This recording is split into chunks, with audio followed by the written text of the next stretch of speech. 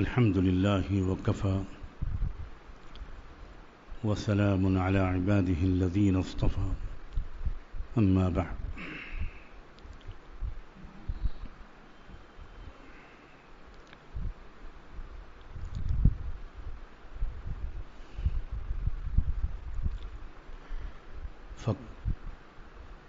فمما كان يدعو به رسول الله صلى الله عليه وآله وسلم ربه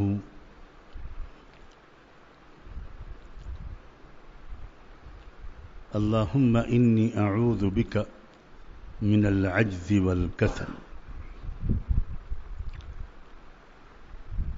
سبحان ربك رب العزة عما يصفون وسلام على المرسلين والحمد لله رب العالمين اللهم صل على سيدنا محمد وعلى آل سيدنا محمد وبارك وسلم اللهم صل على سيدنا محمد وعلى آل سيدنا محمد وبارك وسلم اللهم صل على سيدنا محمد وعلى آل سيدنا محمد وبارك وسلم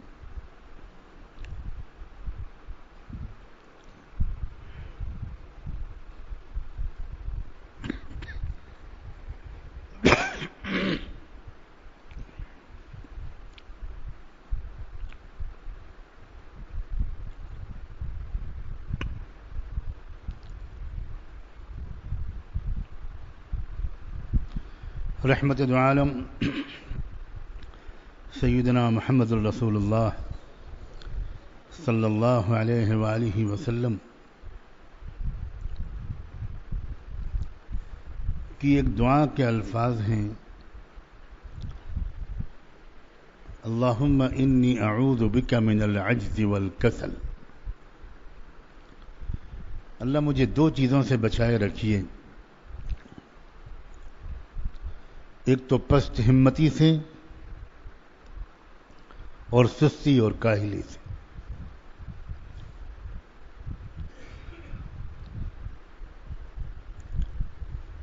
جو لوگ کچھ بھی واقفیت رکھتے ہیں انبیاء علیہ السلام کے حوصلے اور ہمت سے،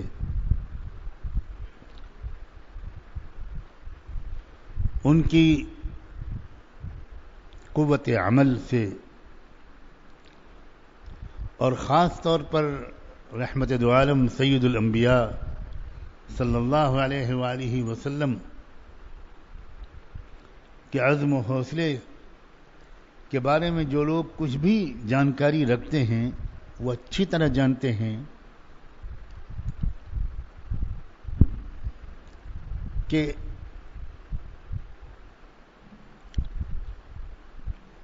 پست ہمتی، کمزور ارادہ اور محمد الرسول اللہ یہ دونوں ایک ساتھ جمع نہیں ہو سکتے۔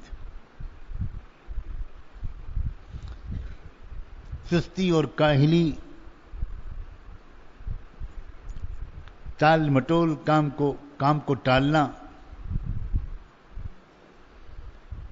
تھوڑی دیر کے بعد کر لیں گے، شام کو کر لیں گے، کل کر لیں گے، کبھی زندگی میں رسول پاک صلی اللہ علیہ وآلہ وسلم کو خیال بھی نہیں ہو سکتا تھا ان چیزوں کا۔ پھر بھی آپ نے یہ جو دعا مانگی اللہ سے کہ اللہ میں آپ کی پناہ چاہتا ہوں، مجھے ان دو بیماریوں سے بچائے رکھیے۔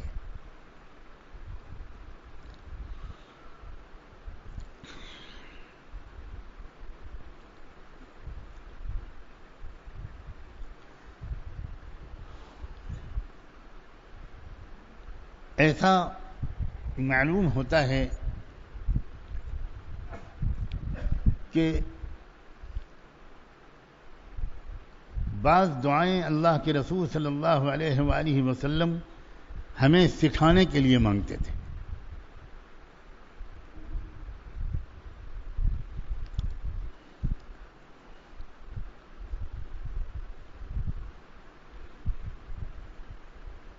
ایسا معلوم ہوتا ہے کہ یہ جو دعا آپ مانگتے تھے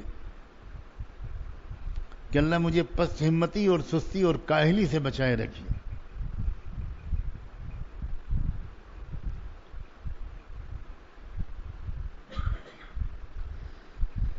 یہ ہمیں اور آپ کو اور اپنی امت کو سکھانے کے لیے مانگتے تھے۔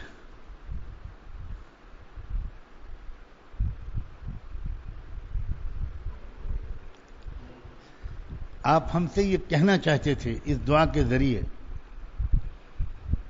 کہ تمہاری کامیابی اور ترقی کے راستے میں یہ دو بہت بڑی رکاوٹیں ہیں۔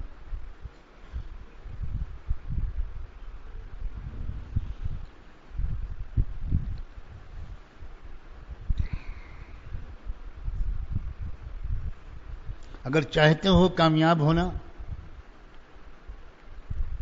اگر چاہتے ہو اچھا انسان بننا، اگر چاہتے ہو برائیوں کو اپنے اندر سے نکالنا،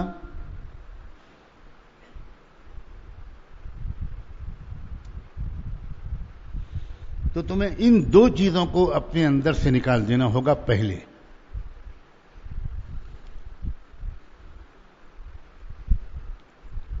کیونکہ کوئی بھی منزل پست ہمتی کے ساتھ حاصل نہیں کی جا سکتی۔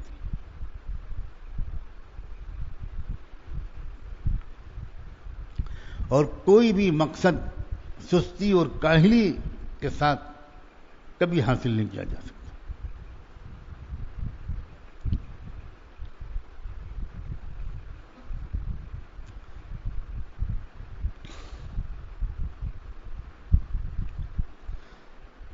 آج ہماری اصلاح اور ترقی کے راستے میں یہی دو بہت بڑی رکاوٹیں ہیں۔ اکثر لوگ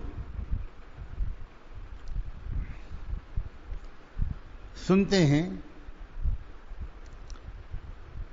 کہ بھئی اپنی اصلاح کا ایک طریقہ یہ ہے کہ کسی اللہ والے کے ہاتھ پر بیعت ہوا جائے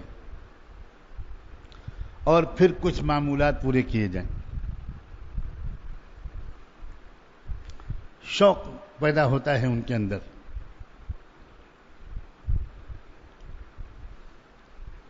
اور وہ بھی بیعت کے کلمات پڑھ لیتے ہیں، بیعت ہو جاتے ہیں،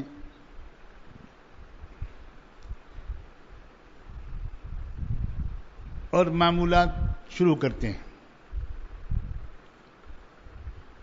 2-3 دن، 4 دن، 5 دن بڑے جوش کے ساتھ معمولات کرتے ہیں۔ اس کے بعد دھیرے دھیرے ناغہ ہونا شروع ہوتا ہے۔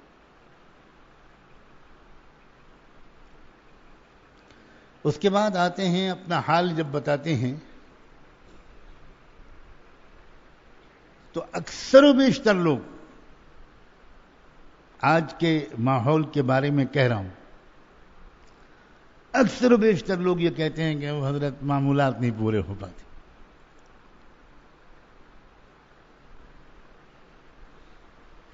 صبح شام کا ذکر نہیں ہو پاتا، پابندی نہیں ہو پاتی، تسبیحات ہو جاتی ہیں، مراقبہ نہیں ہوتا، یہ ہو جاتا ہے، وہ نہیں ہوتا۔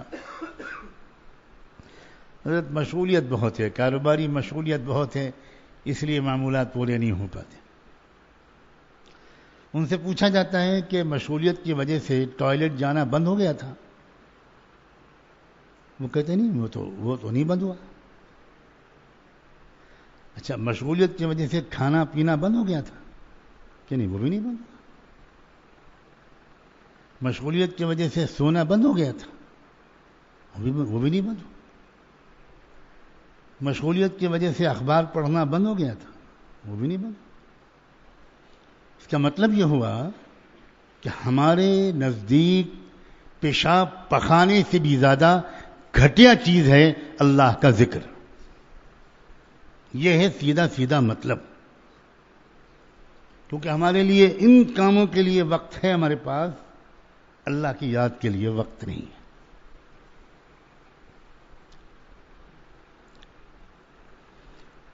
اور اس کا ایک نتیجہ نکل رہا ہے، اور آئندہ چل کے اور بھیانک شکل میں نکلنے کا خطرہ ہے۔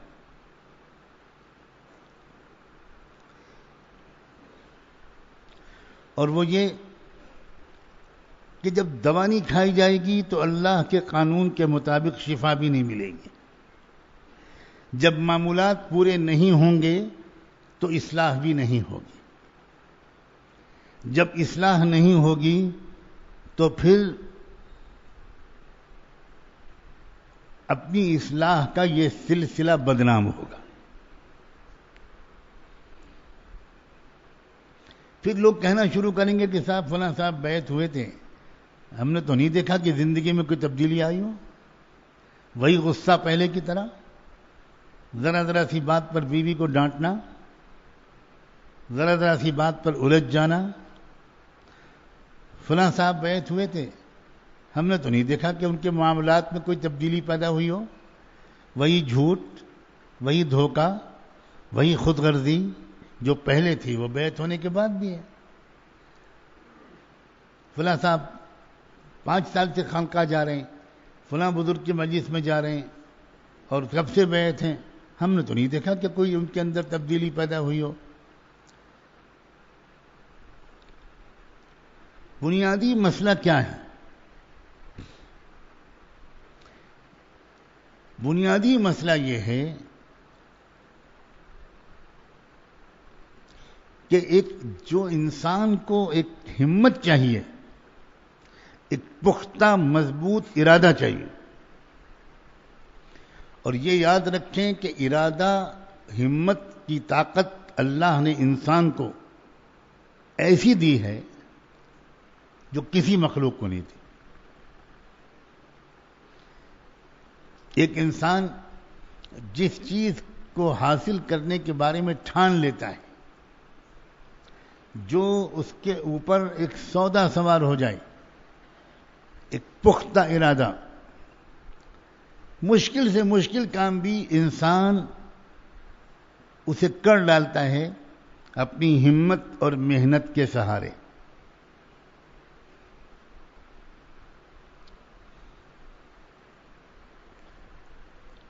ایک انسان یہ فیصلہ کرتا ہے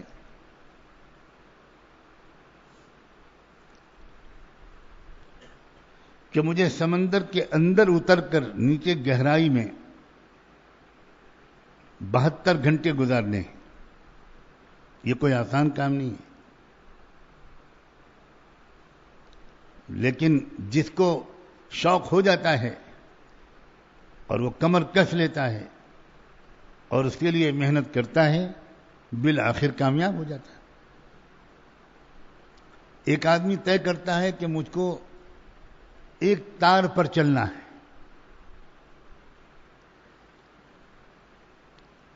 اب تار پر چلنا کتنا مشکل کام ہے. آدمی طے کر لیتا ہے کہ مجھے چلنا ہے, مجھے سیکھنا ہے یہ کام. بار بار گرتا ہے, اس کے چوٹ بھی لگتی ہے, اس کے گھر والے, چاہنے والے اس کو روکتے بھی ہیں, سمجھاتے بھی ہیں, لیکن اس نے ٹھان لیا کہ مجھے یہ کرنا ہے.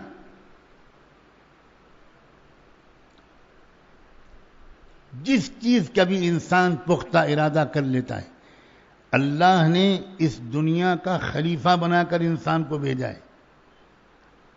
جس چیز کا ارادہ انسان کر لیتا ہے, اللہ اس کے لیے اس ارادے سے متعلق مخلوقات کو مسخر کر دیتا ہے. طرح طرح کی چیزیں لوگ ارادہ کر کے دکھاتے ہیں. کوئی کنویں میں موٹر سائیکل چلانے کا ارادہ کرتا ہے. ظاہر ہے کوئی آسان کام نہیں, اور شروع میں بہت لوگ اس کو روکتے اور سمجھاتے ہیں, لیکن اس نے ہمت کر لی, فیصلہ کر لیا کہ یہ مجھے کرنا ہے, تو پھر اس کے لیے آسان ہو جاتا ہے. چھوٹا کام ہو یا بڑا کام ہو, دینی کام ہو یا دنیاوی کام ہو, ہر کام ایک مضبوط ارادہ اور مستقل محنت چاہتا ہے. کوئی کام مضبوط ارادے اور مستقل محنت کے بغیر نہیں ہوتا. کوئی انسان اچھا کھلاڑی بھی نہیں بن سکتا مضبوط ارادے اور مسلسل محنت کے بغیر. کھلاڑی بننے کے لیے بھی محنت کرنی پڑتی ہے، مضبوط ارادہ کرنا پڑتا ہے. تماشائی بننے کے لیے کچھ نہیں کرنا پڑتا، ان کھلاڑیوں کا کھیل دیکھنے کے لیے کچھ نہیں کرنا پڑتا. لیکن جن کھلاڑیوں پر پبلک تالی بجاتی ہے وہ کھلاڑی کھیل کے میدان میں اس مقام تک پہنچے ہیں سخت محنت کے بعد. بڑی پابندیاں جھیلنی پڑتی ہیں، اتنے بجے سو جانا ہے، اتنے بجے اٹھنا ہے، یہ ورزش کرنی ہے، وہ ورزش کرنی ہے، اتنا دوڑنا ہے، یہ نہیں کھانا، وہ نہیں کھانا، ڈائٹ کنٹرول کرنا ہے، وزن کو قابو میں رکھنا ہے. پبلک جو تماشا دیکھتی ہے اسے تو کچھ پتہ نہیں کہ یہ جو کھلاڑی تماشا دکھا رہا ہے، اتنا شاندار کھیل کھیل رہا ہے، یہ کتنی محنت کے بعد اس مقام تک پہنچا ہے.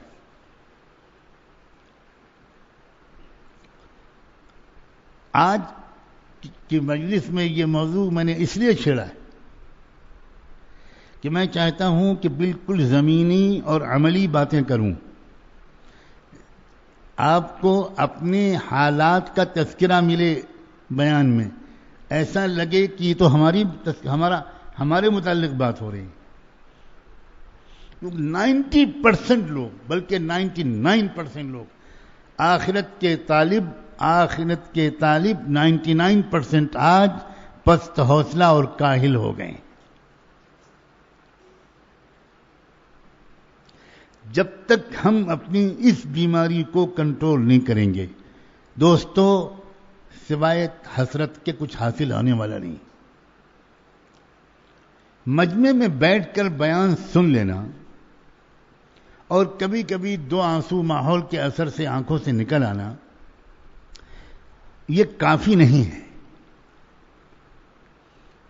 ذرا صاف لفظوں میں کہنا چاہتا ہوں، یہ کافی نہیں ہے. اور ہم میں سے اکثر 25, 30, 40 سال سے اسی اسٹیج پر ہیں، اس سے آگے نہیں بڑھ پا رہے. کیوں بھائی، یہ بات صحیح ہے کہ نہیں؟ 20 سال ہو گئے بیان سنتے ہیں،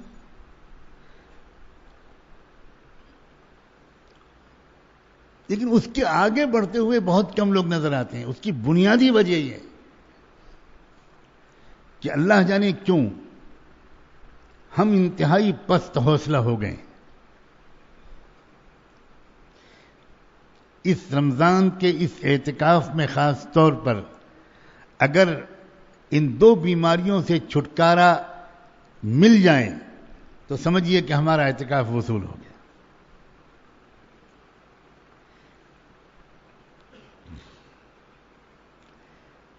انسان کو اللہ نے فیصلے، ارادے اور عزم اور حوصلے کی زبردست طاقت دی ہے. یہ طاقت اللہ نے ہمالیہ پہاڑ کو بھی نہیں دی، یہ طاقت اللہ تعالیٰ نے سمندروں کو نہیں دی. جس کے سامنے بیٹھ کر سمندر کی دہاڑیں مارتی ہوئی موجوں کو دیکھ کر آدمی ڈر جاتا ہے، اس کو بھی یہ طاقت نہیں. بڑے سے بڑے جنگلی درندوں کو بھی یہ طاقت نہیں ملی. کسی مخلوق کے پاس یہ طاقت نہیں.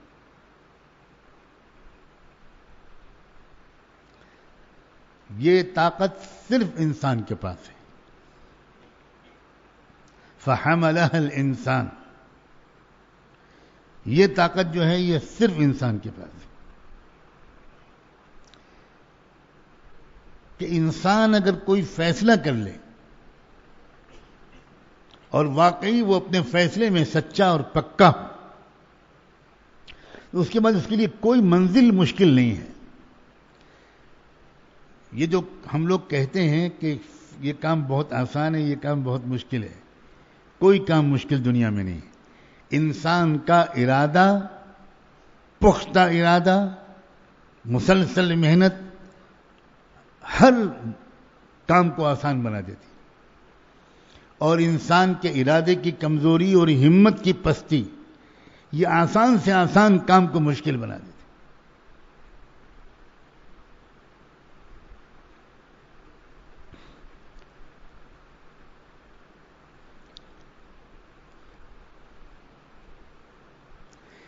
ایک انسان جو کافر گھرانے میں پیدا ہوا، شرک اور کفر کے ماحول میں پیدا ہوا.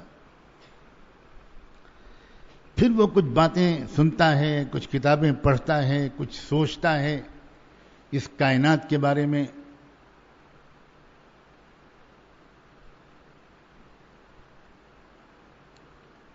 انبیاء علیہم السلام کے بارے میں کچھ جانکاری حاصل کرتا ہے اور بالآخر غور و فکر، مطالعے، سوچنے کے نتیجے میں وہ ایک فیصلہ کرتا ہے کہ اب مجھے اسلام قبول کرنا ہے. ہم نے اور آپ نے دیکھا ہوگا کہ وہ شخص جو کفر کے ماحول سے نکل کر اسلام قبول کرنے کا فیصلہ کرتا ہے وہ آگے بڑھتا ہی چلا جاتا ہے دینداری میں. یہ دیکھا ہے کہ نہیں دیکھا؟ وہ سنتوں پر عمل کرتا ہے، شریعت پر عمل کرتا ہے، ایک ایک بات جاننے کی کوشش کرتا ہے اور جانتا رہتا ہے اور عمل کرتا رہتا ہے.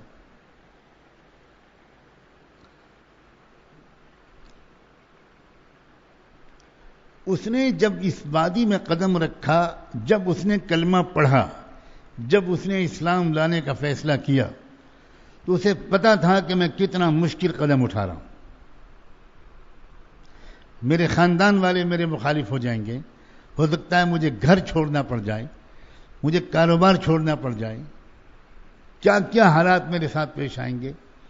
مگر وہ اپنے ارادے میں پختہ ہوتا ہے اور وہ ساری مشکلات جھیلتا چلا جاتا ہے تو بہت سے نیک کام جو ہم نسلی مسلمانوں کے لیے مشکل ہوتے ہیں اس کے لیے بہت آسان ہوتے چلے جاتے ہیں. دیکھا ہے کہ نہیں دیکھا؟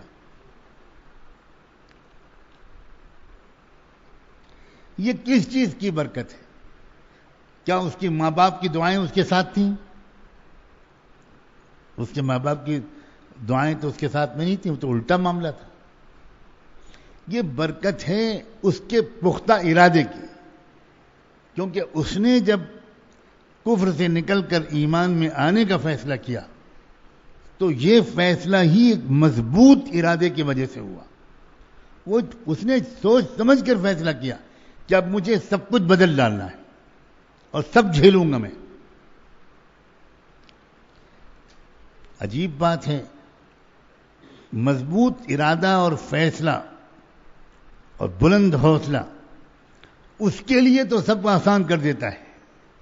اور ہم نے جن کے کان میں پیدا ہوتے ہی کلمہ پڑھا گیا، جن کا نام صحابہ کے نام پر رکھا گیا، جن کو بچپن سے نماز اور اذان سب کچھ دکھائی پڑ رہا ہے، بچپن سے سن رہے ہیں، اور ہمارے لیے آسان نہیں ہو رہا ہے تقوی کا اختیار کرنا، ہمارے لیے آسان نہیں ہو رہا ہے گناہوں کا چھوڑنا. کیا وجہ ہے؟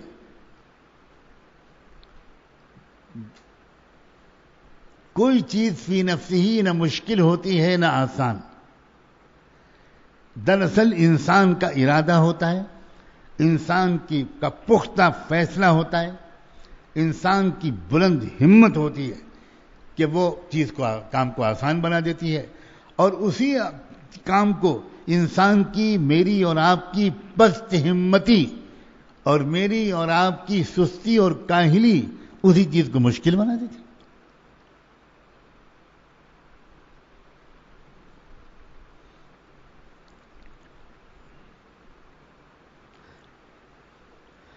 ایسی باتیں لوگوں کی زبان سے نکلتی ہیں کہ واقعی ڈر بھی لگتا ہے، تعجب بھی ہوتا ہے، دکھ بھی ہوتا ہے. لوگ کہتے ہیں کہ حضرت مشغولیت بہت ہے اس لیے معمولات پورے نہیں ہو پاتے. یعنی اس کا مطلب یہ ہوا کہ اللہ کو یاد کرنا یہ خالی لوگوں کا کام ہے. ہم کیا کہہ رہے ہیں زبان سے؟ یہ آسان سے جملے ہیں جو زبان سے ہم بول رہے ہیں، اور یہ اللہ ہی ہے جو ہمارے ان جملوں کو برداشت فرما رہے ہیں. ورنہ جملہ نکلتے ہی اگر اللہ کسی فرشتے کے تھپڑ لگوا دیتا ہمارے گال پر تو حق تھا اس کو. یہ تم کیا بک رہے ہو؟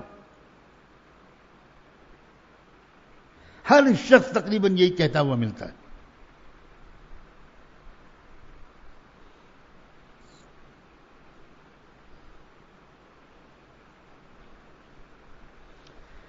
اس لیے میں یہ بات عرض کر رہا ہوں کہ دیکھو بھئی اعتکاف میں آنے والے لوگ یہ اگر کوئی مضبوط فیصلہ کر کے بیٹھیں، یہ کمر کس کے بیٹھیں، ورنہ تو ایک رسم سی ادا ہو جاتی ہے اور وہ چیز حاصل نہیں ہو پاتی جو حاصل ہونی چاہیے.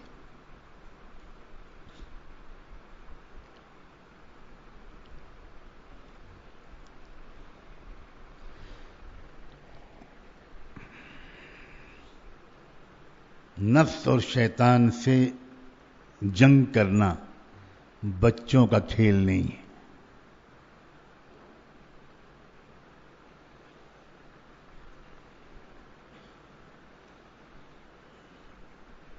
نفس اور شیطان سے لڑائی لڑنا اور جنگ جیتنا یہ بہادروں کا کام ہے.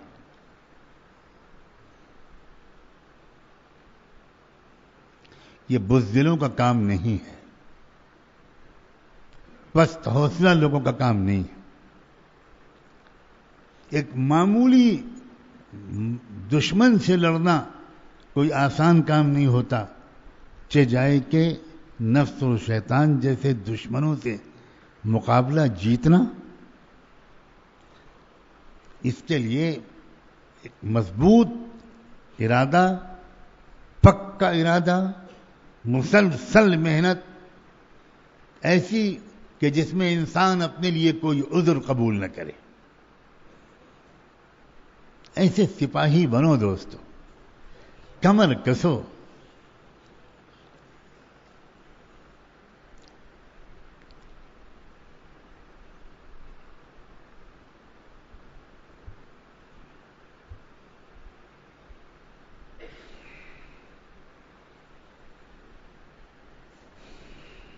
کوئی بھی منزل، کامیابی کی کوئی منزل کسی بھی میدان میں پابندی کے بغیر حاصل نہیں ہو سکتی. اب یہ میں دوسری بات عرض کر رہا ہوں. آج دن بھر کی جو کارگزاری مجھے ملی ہے اس کی روشنی میں اس وقت بیان کرنے آیا ہوں. کس طرح آپ حضرات نے اپنا وقت گزارا ہے. جب انفرادی اعمال کا اعلان کیا گیا تو کیا کیا آپ نے اس وقت میں، اس کی روشنی میں یہ باتیں عرض کر رہا ہوں.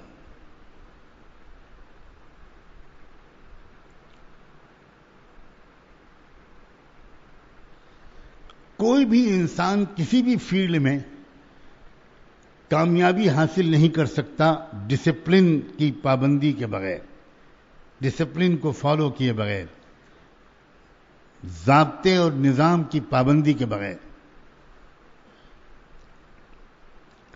کیا آپ پائلٹ بن سکتے ہیں اس طرح کہ بھائی آج نہیں جائیں گے، آج سونے کا دل چاہ رہا ہے، آج نیند آ رہی، آج سستی ہو رہی؟ کیا آپ بن سکتے ہیں؟ کسی بھی میدان میں آپ آگے بڑھ سکتے ہیں.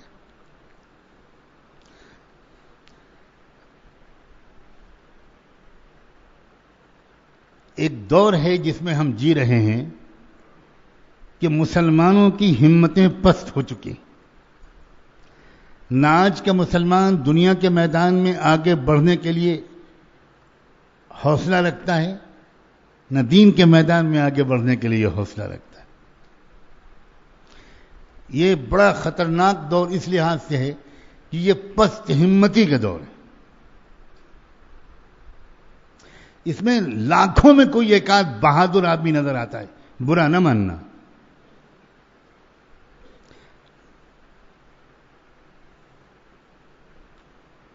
ایک عجیب طرح کی پشمردگی، افسردگی چھائی ہوئی ہے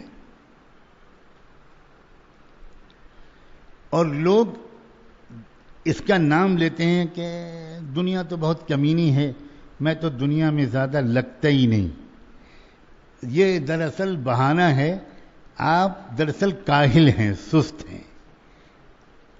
آپ کڑوی کڑوی باتیں ہیں. کل تو میں نے بہت ہنسایا تھا، آج آپ اسی موڈ میں بیٹھے ہوں گے تو گیئر بدل لیجئے. آج سر چھپانے کی جگہ نہیں ملے گی. ایک دوسرے کے پیچھے چھپنا ابھی سے شروع کر دیا.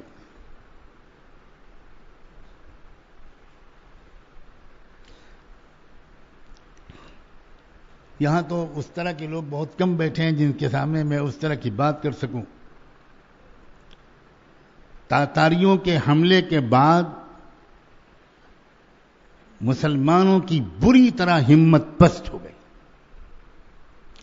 قوموں کی ہمتیں جب بلند ہوتی ہیں تو وہ قومیں دین میں بھی آگے بڑھتی ہیں, دنیا میں بھی آگے بڑھتی ہیں.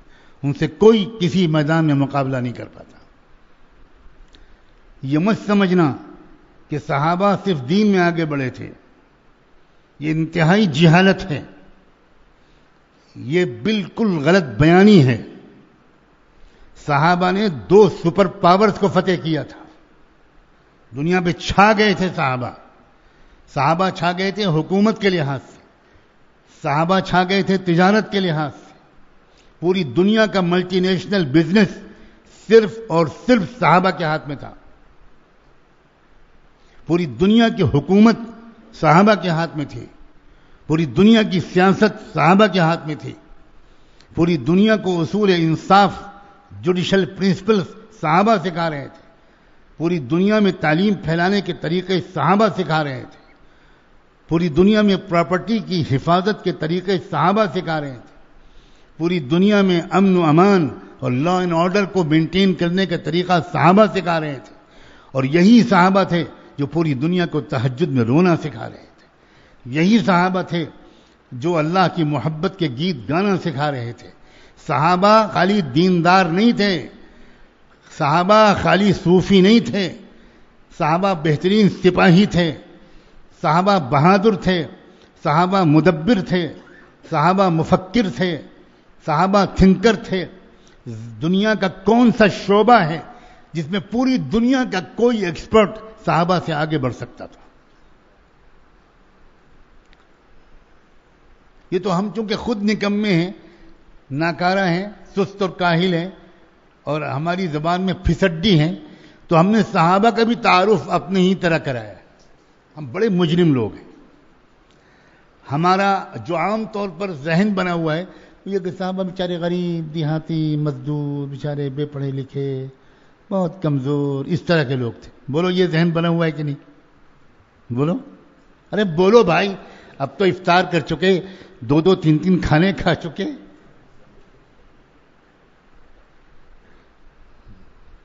ابھی بھی آواز نہیں نکل رہی.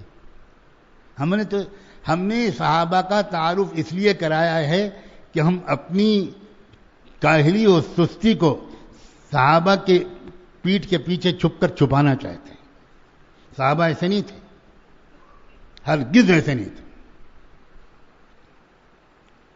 چالاک لوگ تھے, ذہین لوگ تھے, بڑے بڑے آرمی کے چیف آف اسٹاف کی چالوں کو 2 منٹ میں اسی پر الٹ دینے کے ماہر لوگ تھے.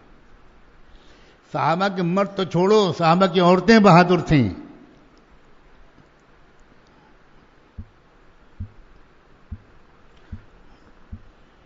اور اسی لیے ہمارے حضرت تھانوی رحمۃ اللہ علیہ فرمایا کرتے تھے کہ بھائی کسی کو صوفی بننا ہو, پیر بننا ہو, بزرگ بننا ہو تو کہیں اور جاؤ, اور آدمی بننا ہو تو میرے پاس آؤ. آپ لوگ یہاں بزرگ بننے آئے ہیں؟ کون آیا بزرگ بننے؟ ہاتھ اٹھائے ذرا. میں فتویٰ دیتا ہوں وہ اعتکاف چھوڑ کے کسی اور جگہ چلا جائے. اللہ کرے آپ میں سے کوئی بزرگ نہ بنے. کوئی آمین نہیں کہہ رہا ہے. ایک نے بھی آمین نہیں کہا, اس لیے کہ سب بزرگ بننے آئے. آمین کیسے کہہ دیں؟ پھر دوبارہ دہراتا ہوں, اللہ کرے آپ میں سے کوئی بزرگ نہ بنے. اب ڈر کے مارے کہا, اب پتہ نہیں دل سے کہا کہ اوپر سے کہا. یہ کیا اسلام کو سمجھا ہے ہم نے بھائی؟ ہماری اسی حرکت کی وجہ سے ہماری امت کے جو برائٹ کیریئر رکھنے والے نوجوان ہیں وہ دین کے قریب نہیں آ رہے ہیں. جو انٹیلیجنٹ لوگ ہیں, جو ذہین لوگ ہیں, وہ قریب نہیں. وہ سمجھ نہیں ہے کہ یہ بے پڑھے لکھے لوگوں کا راستہ ہے. یہاں ہم کہاں فٹ ہوں گے بھائی؟ اپنا کیریئر برباد کریں گے. صحابہ ایسے لوگ نہیں تھے.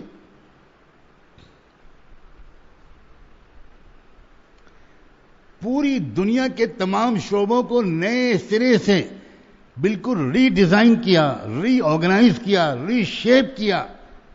قرآن اور حدیث اور اللہ کے رسول کی تعلیمات کی روشنی میں صحابہ کرام عدالت کیسے لگے گی؟ حضرت عمر کہتے ہیں سکھائے ہیں دنیا کو کہ عدالت ایسے لگے گی. آپ کو پتہ نہیں پوری دنیا میں عدالت کے اصولوں کے سلسلے میں آج بھی لا کی کتابوں میں یورپ میں حضرت عمر کے فیصلوں کے حوالہ دیا جاتا. ہم نہیں جانتے.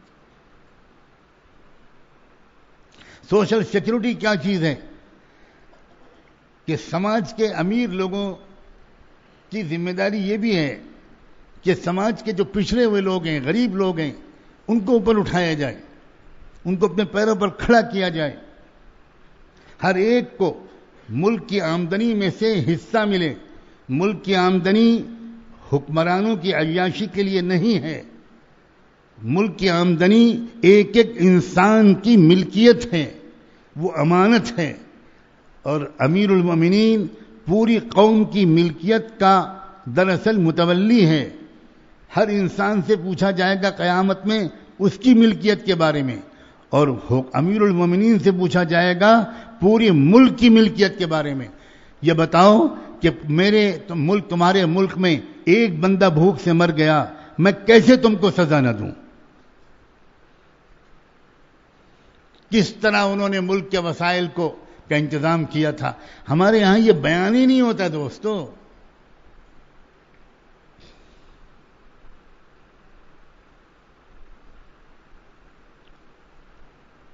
ہم بڑے فخر سے کہتے ہیں کہ بھئی ہم تو یا تو زمین سے نیچے کی بات کرتے ہیں یا آسمان سے اوپر کی. عجیب و غریب بات ہے. دین پر عمل زمین سے نیچے ہوگا؟ کیوں بھائی؟ آپ کے دادا صاحب قبر میں عمل کر رہے ہیں. دین پر عمل آسمان کے اوپر ہوگا؟ کہاں ہوگا؟ کولہاپور میں بھی زمین کے اوپر ہی ہوگا. ہمارے یہاں تو ہوتا ہے زمین کے اوپر، ہو سکتا ہے یہاں زمین کے نیچے ہی ہوتا ہو. عمل کہاں ہوگا بولو؟ سچ بولنا کہاں ہوگا؟ زمین کے نیچے. غریبوں کی مدد کرنا ہوگا کہاں ہوگا؟ زمین کے نیچے. حیا، شرم، سخاوت، ہمدردی، ایثار، معاف کر دینا، بیوہ اور یتیم کے آنسو پوچھنا، یہ کہاں ہوگا؟ زمین کے نیچے ہوگا. یہ کیا بات ہوئی کہ ہم یا تو زمین سے نیچے کی بات کرتے ہیں یا آسمان سے اوپر کی. ہمیں زمین پر چلنے کا طریقہ سیکھنا ہے، ہمیں زمین پر جینے کا طریقہ سیکھنا ہے. اور تمام شریعت وہی ہے جو زمین سے اوپر کے متعلق. زمین سے نیچے تو ہم کو اس کا انعام لینا ہے، عمل نہیں کرنا.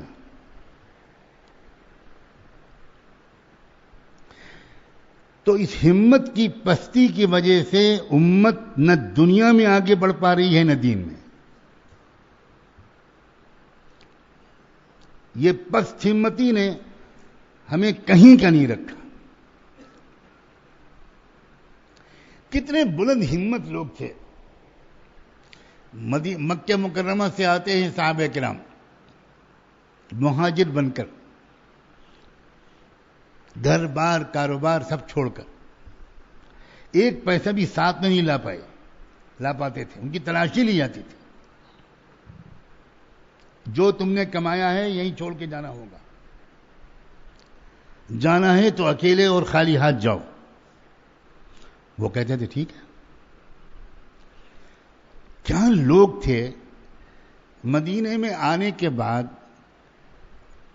کیا ایک گھنٹہ بھی انہوں نے اس افسوس میں گنوایا کہ اب کیا ہوگا، اب میں کیا کروں گا؟ بالکل ایسے جیسے فریش موڈ میں.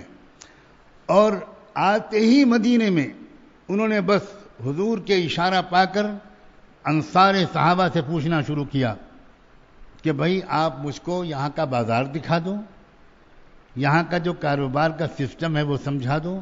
انشاءاللہ ہم محنت کریں گے اور کمائیں گے، آپ پر بوجھ نہیں بنیں گے. جبکہ ان انصار نے کہا کہ آپ کو فکر کرنے کی ضرورت نہیں، یہ باغ میرے 2 ہیں، ایک آپ لے لو.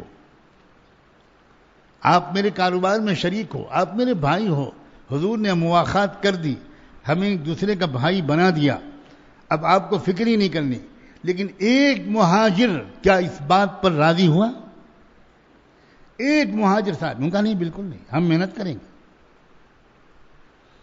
اور وہ محنت کرتے کرتے کیسے پہنچے، کہاں پہنچے کہ حضرت عبد الرحمن ابن عوف دنیا کے چند مالداروں میں سے ایک بنے. دنیا کے. حضرت عثمان غنی ان کا نام کے ساتھ ہی لگ گیا غنی. غنی نام نہیں تھا ان کا. عثمان ابن عفان غنی کہتے ہیں مالدار کو. آج بھی آپ نے دنیا میں کسی کے نام کا جز پایا ہے؟ امبانی دا مالدار، اڈانی دا رچ. یہ تو چور کا مال ہے سب چوری کا، لیکن مجبوراً نام لے رہا ہوں میں، اور دوبارہ وضو کر لوں گا ان کے نام لینے کے بعد. لیکن کیا ان کے نام کے ساتھ لگا ہوا ہے دا رچ؟ کتنی دولت تھی حضرت عثمان کے پاس اندازہ ہے؟ ہم لوگ سب فقیر لوگ بیٹھے اور یہی سمجھتے رہتے ہیں کہ بس دولت تو منحوس چیز ہے، لا حول ولا قوت، استغفر اللہ. یہ حضرت کیا تذکرہ کر رہے ہیں رمضان میں. کل کا روزہ بھی صحیح ہوگا کہ نہیں ہوگا؟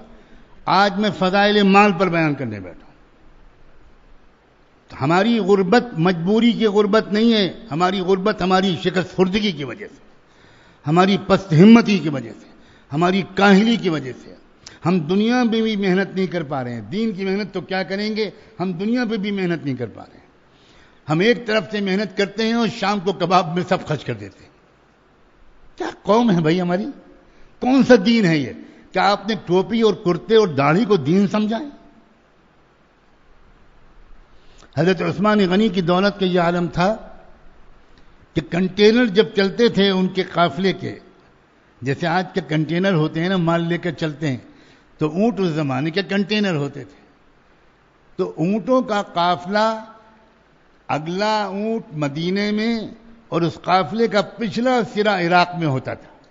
اتنا لمبا قافلہ ہوتا، بلینائر سے بلینائر، ملینائر نہیں، ارب پتی شخص ہے حضرت عثمان.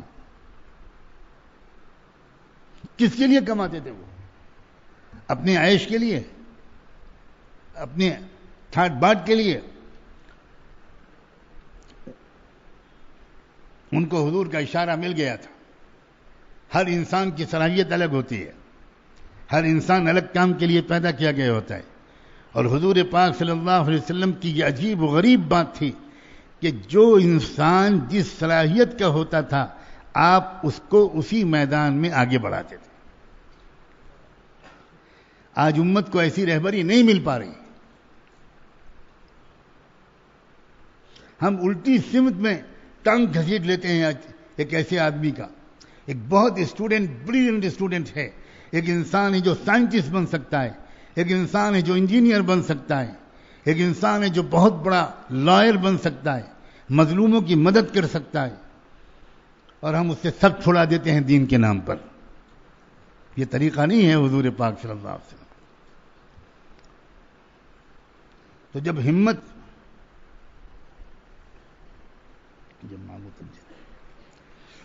ہمت بلند ہوتی ہے، میں کہنا یہ چاہ رہا ہوں آج، ہمت جب بلند ہوتی ہے تو قوم دین اور دنیا دونوں میں ترقی کرتی ہے، اور جب ہمت قوم کی پست ہوتی ہے تو دین اور دنیا دونوں میں نیچے چلی جاتی.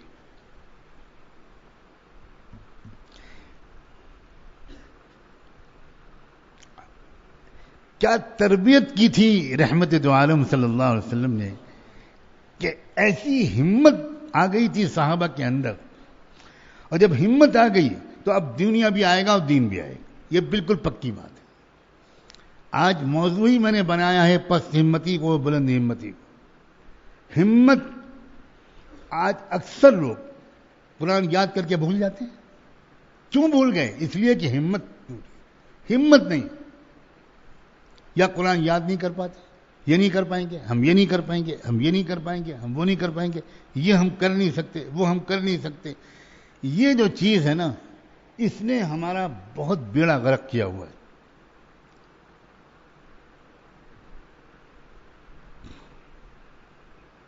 ایک آدھ آدمی ایسا ہو سکتا ہے جو کسی خاص وجہ سے ہر کام کی ہمت نہ کر پائے، ایسا ہو سکتا ہے. تو صحابہ کی تربیت یہ ہوئی تھی کہ اگر ہمارا کوئی ساتھی ایسا ہے کہ جس کے اندر ہر کام کی ہمت نہیں ہے. کچھ کاموں کی ہمت ہے اور کچھ کی نہیں ہے. یہ تو ہوتا ہے. ہر کام کی ہمت ہر انسان کے اندر نہیں ہوتی. اللہ تعالیٰ نے اس دنیا کو چلانے کے لیے الگ الگ صلاحیتیں اور الگ الگ کاموں کی ہمت اور صلاحیت اپنے بندوں اور بندیوں میں تقسیم کی.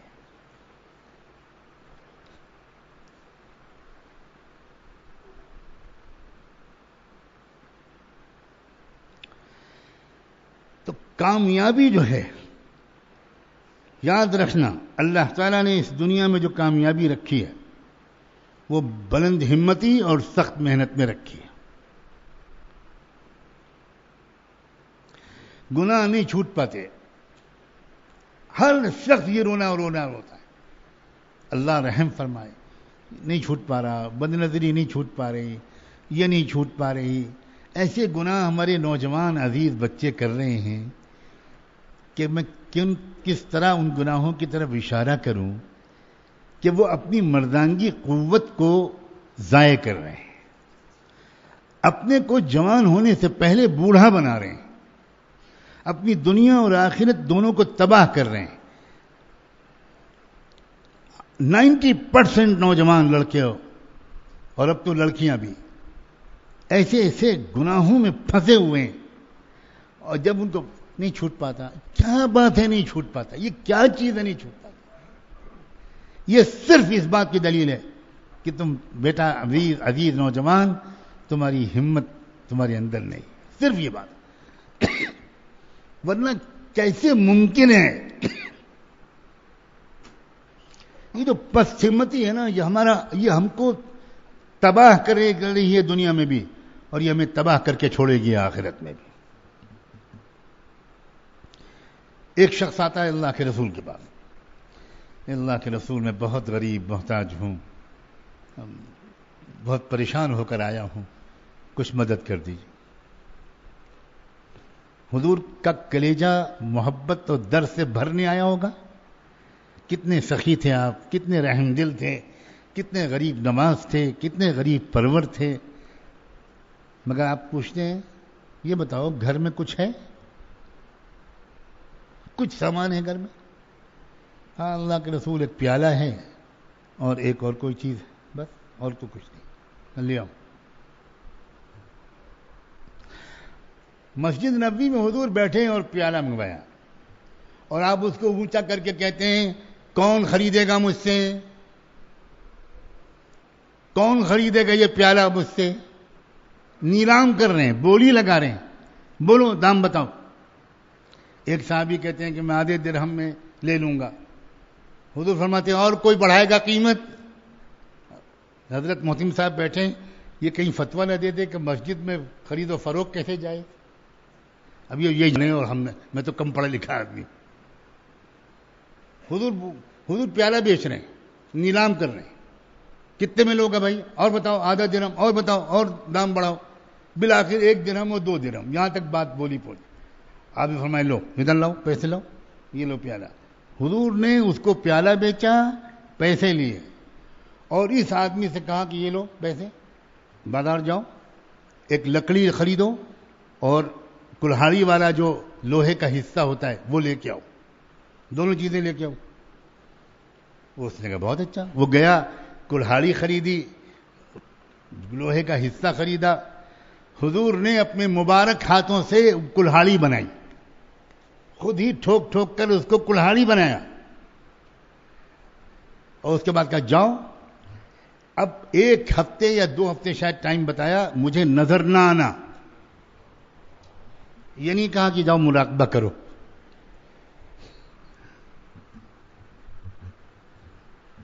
اور آپ نے یہ نہیں کیا کہ لاؤ کڑھائی لاؤ.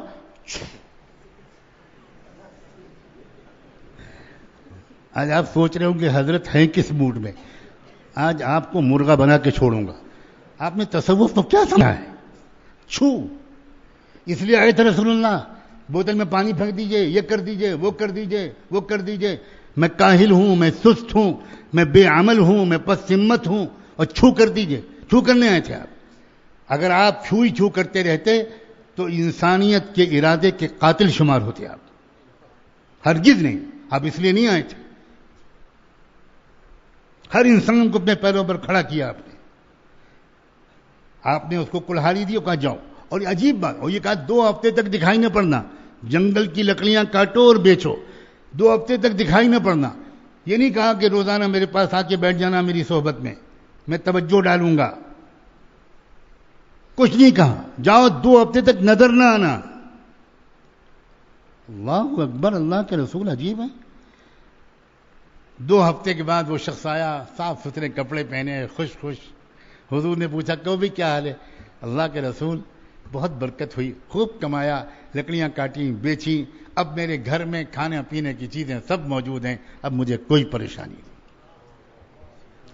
کیا سکھایا آپ نے؟ یہ سکھایا کہ بہادر بنو, محتاج مت بنو, سائل مت بنو, بھکاری مت بنو, احساس کمتری میں مبتلا مت ہو, ہمت مت ہارو, حالات کا مقابلہ بہادری اور عقل مندی سے کرو, جیت جاؤ گے تم. یہی واللہ یہی معاملہ ہے ہر چیز میں. یہ کیا بات ہے کہ فلاں گناہ نہیں چھوٹتا؟ یہ کیا بات ہے؟ یہ اس لیے نہیں چھوٹتا کہ تم نے گناہ کے چھوڑنے کا ارادہ ہی نہیں کیا. ایک بار اگر تم ارادہ کر لیتے, وہ والا ارادہ جس کو ارادہ کہتے ہیں, وہ ہمت جس کو ہمت کہتے ہیں, تم حوصلہ کر لیتے, ہو ہی نہیں سکتا تھا کہ دوبارہ وہ گناہ ہوتا. اور اگر وہ دوبارہ گناہ ہوتا تو تم اتنا روتے, تڑپتے, بلکتے اور اپنے تماچے مارتے کہ اس کے بعد تیسری مرتبہ شیطان تم سے وہ گناہ کراتا ہی نہیں. شیطان سوچتا اس کے تو پچھلی بار گناہ کرایا تو یہ تو اتنا رویا, اتنا رویا, اتنا رویا, اور اس نے اپنے کو اتنی سزا دی کہ یہ اللہ کو تو اور چہیتا ہو گیا. اب تیسری بار گناہ کرا دوں گا تو یہ ولی ہی بن جائے گا, اس سے گناہ نہ کراؤ بھائی, ایسے ہی چلنے دو. شیطان کو بھی تو تھکاؤ بھائی.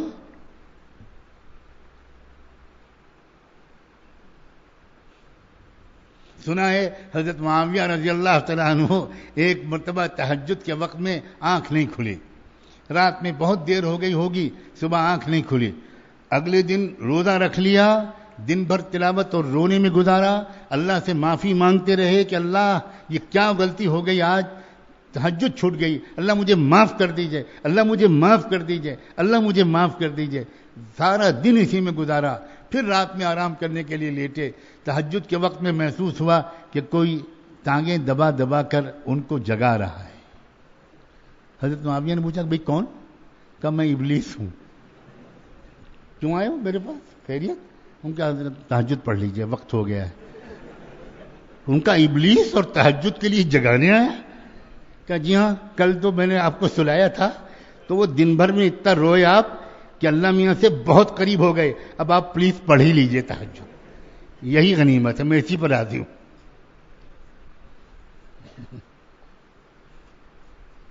ہمتوں کو بلند کرو. اللہ صبح آنکھ نہیں کھلتی, یہ کیا بات ہے آنکھ نہیں کھلتی؟ آنکھ نہیں کھلتی, ارے بھائی آنکھ نہیں کھلتی, کیا بات ہے آنکھ نہیں کھلتی؟ اگر تم کو ٹرین پکڑنی ہوگی تو آنکھ کھلے گی کہ نہیں کھلے گی؟ نکاح کے دن آنکھ کھلی تھی کہ نہیں کھلی تھی؟ کسی دولہا نے آج تک نہیں کہا کہ میں بارات میں جا ہی نہیں سکا, آنکھ نہیں کھلی. آج تک مجھے تو نہیں معلوم. وہ تو 2 دن پہلے ہی پہنچ جائے گا, بھول گئے, ارے پرسوں نکاح تھا, میں تو آج ہی آ گیا, سوری پھر آؤں گا. اتنی جلدی ہے, کوئی تکان نہیں, آنکھ کھلی ہے, پھٹی ہے, بالکل نہیں لگ رہی. اور تہجد کے لیے آنکھ نہیں کھل رہی, فجر کے لیے آنکھ نہیں کھل رہی. یہ سب بہانے بازیاں ہیں, یہ بالکل جھوٹ ہے. شاذ و نادر کسی کا پاس کا عذر سچا ہوتا ہے, لاکھوں میں کوئی ایک آدھ ہوتا ہے جس کا عذر سچا ہوتا ہے. جس کا عذر سچا ہوگا اللہ اسے ضرور معاف کرے. یہ پس ہمتی ہے. سبق یاد نہیں ہوتا, طلبہ کہتے ہیں سبق یاد نہیں ہوتا, اسٹوڈنٹس کہتے ہیں اچھے نمبر نہیں آتے, یہ سب پس ہمت ہے. ہار ماننا یہ مومن کا کام ہونا چاہیے. مومن ہار نہیں مارا کرتا. کیوں ہمت پست ہونی چاہیے؟ ارے بھائی نتیجہ میرے ہاتھ میں نہیں ہے, نتیجہ میرے رب کے ہاتھ میں ہے. پھر کیا پست ہمتی؟ رب قدرت والا ہے, رب بے خبر نہیں ہے, میرا رب بے بس نہیں ہے, میرا رب بے رحم بھی نہیں ہے, میرا رب قوی ہے, میرا رب غنی ہے, میرا رب مددگار ہے، میرا رب میرے ساتھ ہے، ان معی ربی سیہدین، میرے ساتھ ہے، لا تحزن ان اللہ معنا، رب میرے قریب ہے، رب میرا غمخوار ہے، رب میرا مددگار ہے۔ رب جس کا ایسا رب ہو اور وہ ڈرے، سہمے، گھبرائے، مایوس ہو، یہ کیا بات ہے؟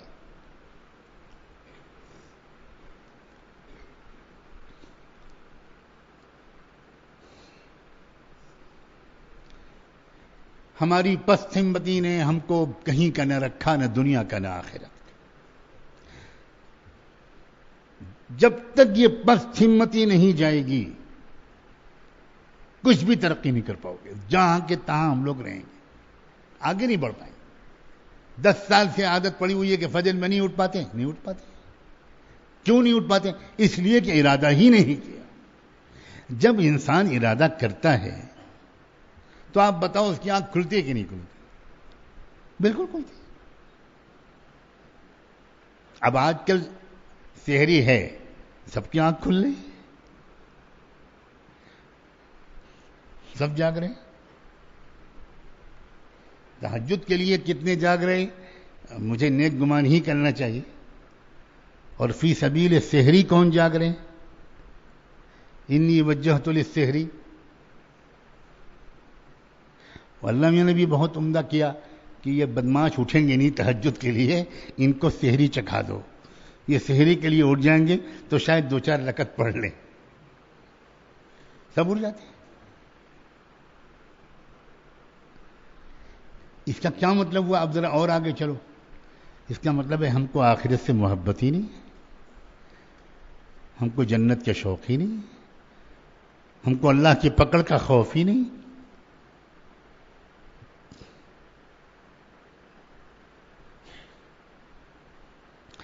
کتنی بلند ہمت ہوا کرتے تھے صحابہ، صحابہ کے مرد اور عورتیں کتنی بہادر ہوا کرتے تھے۔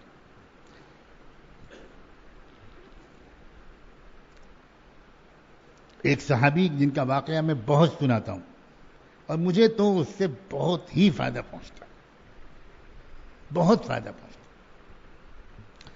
یاد کرتے ہی ایک کرنٹ اپنے اندر دوڑتا ہوا محسوس کرتا ہوں۔ مزدور پیشہ غریب صحابی، مزدوروں کے ساتھ ایسا سال میں کئی بار پیش آتا ہے کہ انہیں کوئی کام ہی نہیں ملتا، دن بھر کھڑے انتظار کرتے رہتے ہیں، کوئی لے ہی نہیں جاتا کام کرانے کے لیے۔ اسی طرح ان صحابی کے ساتھ پیش آیا، دن بھر کام تلاش کرتے رہے، کوئی کام نہیں ملا، بیچارے شام کو گھر واپس آ گئے۔ آئے تو تھکے ہوئے تھے، بھوکے تھے، اپنی اہلیہ سے کہا کہ بھئی اب بہت بھوک لگی ہے، کچھ کھانا کھلا دو۔ تو بیوی نے کہا کہ میں تو آپ کو کل ہی بتا چکی تھی کہ گھر میں تو ایک دانہ بھی نہیں بچا، میں انتظار میں تھی کہ آج آپ جائیں گے، جا رہے ہیں، کچھ کما کے لائیں گے تو پھر انشاءاللہ پکاؤں گی، آپ بھی کھائیں گے، میں بھی کھاؤں گی، گھر میں تو کچھ ہے ہی نہیں۔ اب یہ سنا تو ظاہر ہے کہ ان کے اوپر ایک صدمے کا اثر ہوا کہ اب کیا ہوگا۔ چلو میں تو برداشت کر لوں گا، مرد ہوں، یہ بیچاری صبح سے کچھ نہیں کھایا، اب یہ بھوکی رات بھی سو جائے گی میری بیوی، اب کیا ہوگا۔ مرد شرمندہ ہو جاتا ہے، جو شریف مرد ہوتا ہے وہ اپنی بیوی کے سامنے ایسے وقت میں بڑا شرمندہ ہوتا ہے اور سوچنے لگتا ہے کہ کہیں میں اپنی بیوی کے حق کی ادائیگی میں کوتاہی تو نہیں کر رہا ہوں۔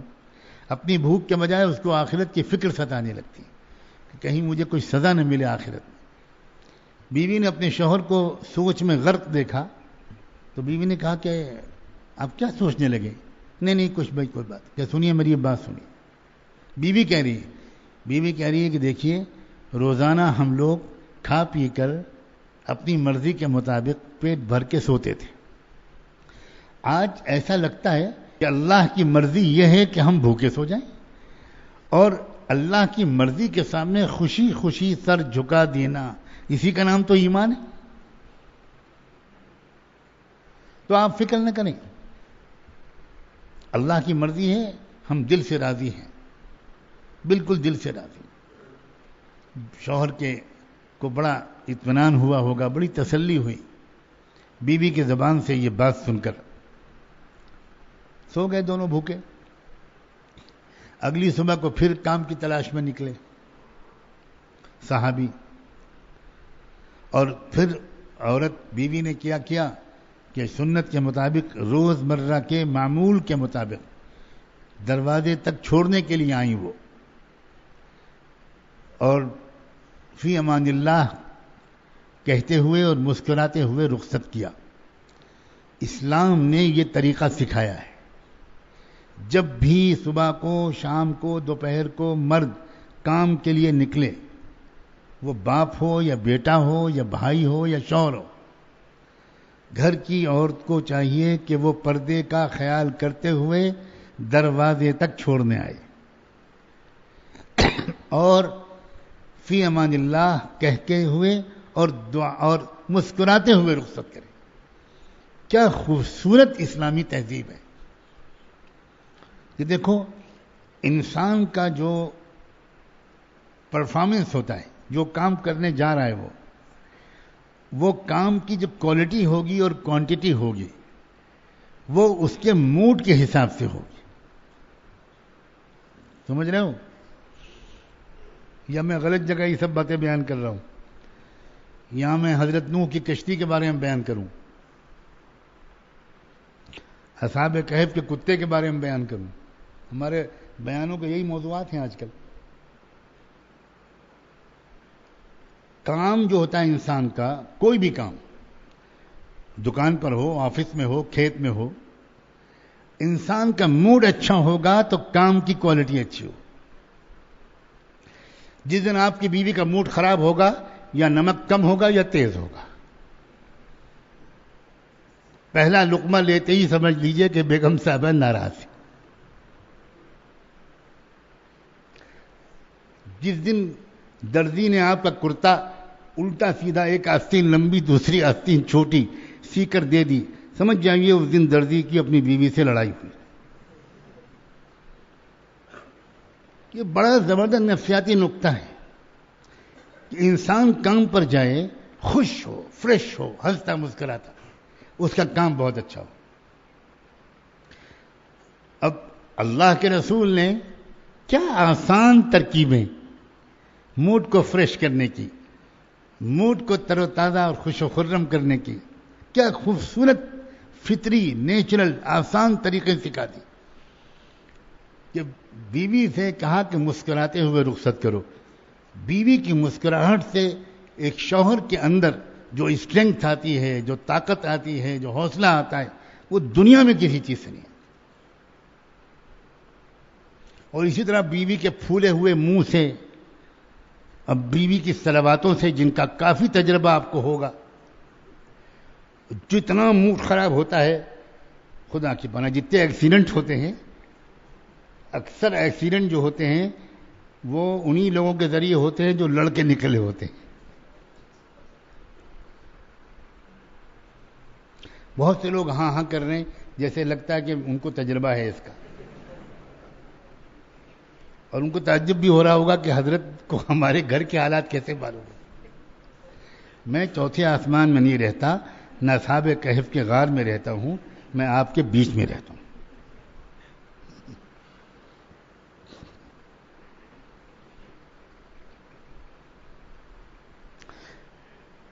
جاپان دنیا میں انڈسٹری میں بہت آگے ہے. اس کی جو انڈسٹری کا جو کامیابی کی طریقہ اسباب بتاتے ہیں لوگ, وہ ایک بات یہ سبب بتاتے ہیں کہ جہاں بھی کہیں ان کی فیکٹریاں ہیں, ملیں ہیں, انڈسٹریاں بہت ہیں,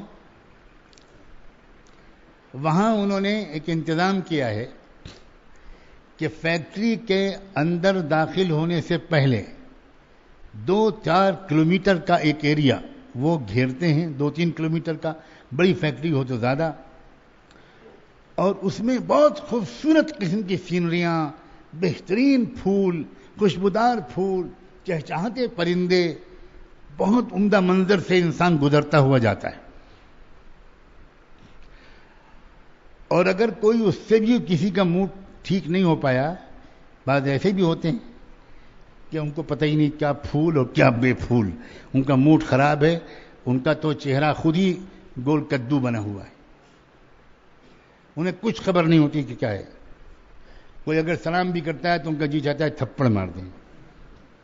تو ان کے لیے بھی انتظام کیا ہے. اگر آپ میں سے کوئی ایسا ہو تو انشاءاللہ وہ بھی ٹھیک ہو جائے گا. اس کا انتظام کیا انہوں نے. اس کا انتظام کیا کیا؟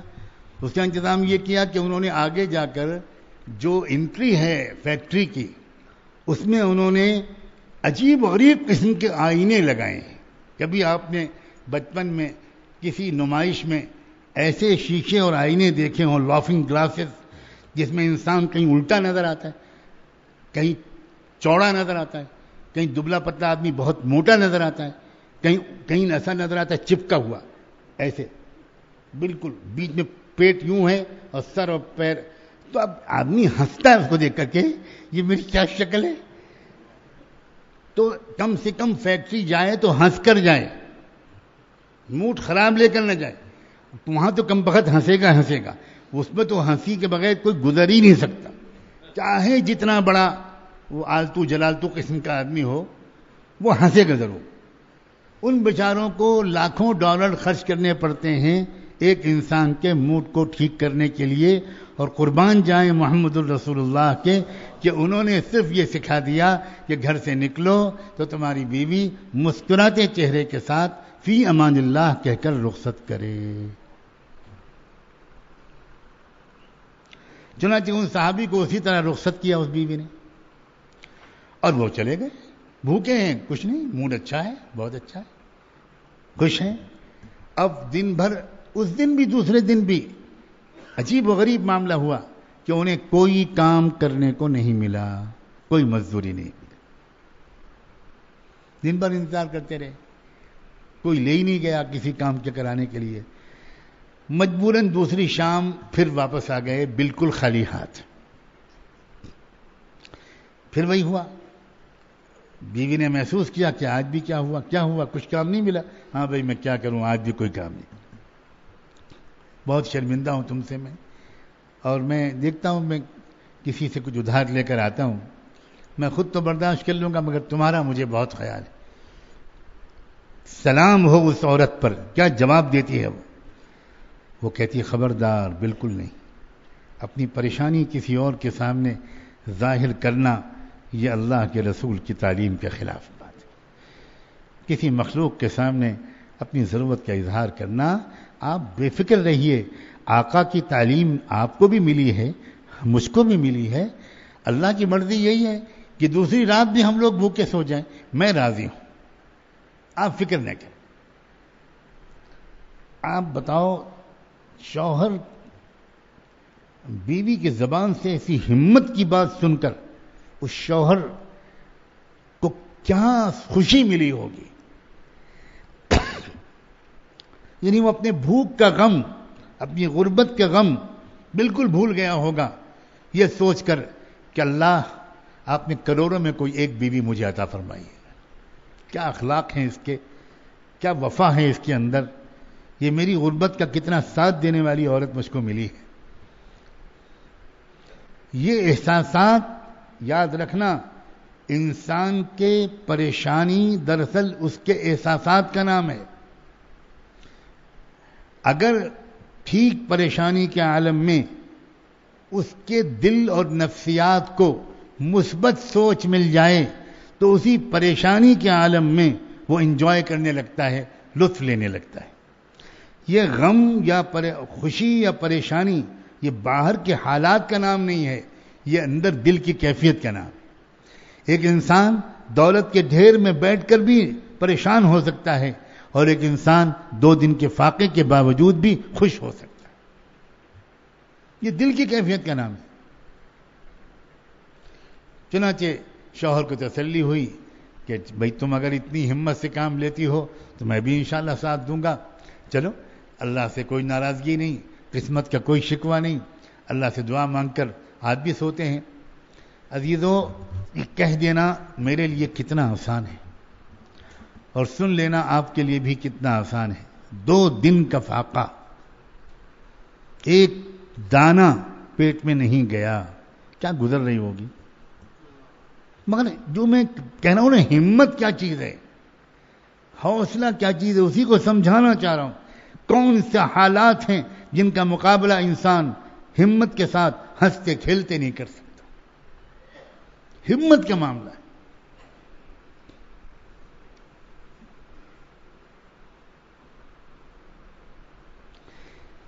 چلو دوسری رات بھی گزر گئی. تیسری صبح کو پھر وہ صحابی نکلے، پھر وہ بیوی دروازے تک آئیں اور سنت کے مطابق مسکراتے ہوئے اور فی امان اللہ کہتے ہوئے رخصت کیا. پھر تیسرے دن صحابی چل پڑے، لیکن چند قدم چلے تھے کہ بیوی کو کچھ یاد آیا اور بیوی نے نام لے کر پکارا کہ ذرا ایک منٹ ذرا واپس آئیے، میں ایک بات کہنا بھول گئی. واپس آئے کہ امی خیریت، کیا بات؟ تو بیوی نے کہا کہ جلدی میں ایک بات کہنا چاہتی تھی، بھول گئی. دیکھیے 2 دن ہو چکے ہیں، آج تیسرا دن ہے. اللہ نہ کرے میں چونکہ آپ کے بارے میں جانتی ہوں آپ میں کتنا تقویٰ ہے، میں اچھی طرح جانتی ہوں، لیکن اپنے لیے تو آپ کوئی غلط کام نہیں کریں گے، مگر مجھ سے آپ کو جو محبت ہے، میرا آپ جتنا خیال رکھتے ہیں، اس کی وجہ سے مجھے تھوڑا سا ڈر لگ رہا ہے کہ آج بھی اگر اللہ نہ کرے آپ کو کوئی کام نہ ملا تو کہیں آپ میری محبت کی وجہ سے کوئی حرام لقمہ لانے کی نہ سوچیں. اللہ کے واسطے خالی ہاتھ آ جائیے گا، حرام لقمہ لے کر مت آئیے گا. اب بتاؤ، پوری دنیا کا شہنشاہ ہے، ایسی بیوی کا شوہر کہ نہیں؟ یہ ہے بہادری، یہ ہے ہمت.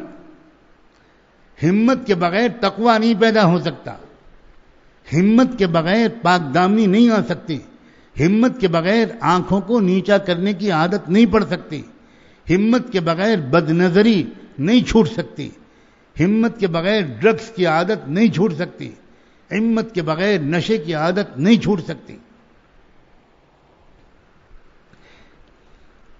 سب چیزوں کے دار و مدار ہمت پر ہے،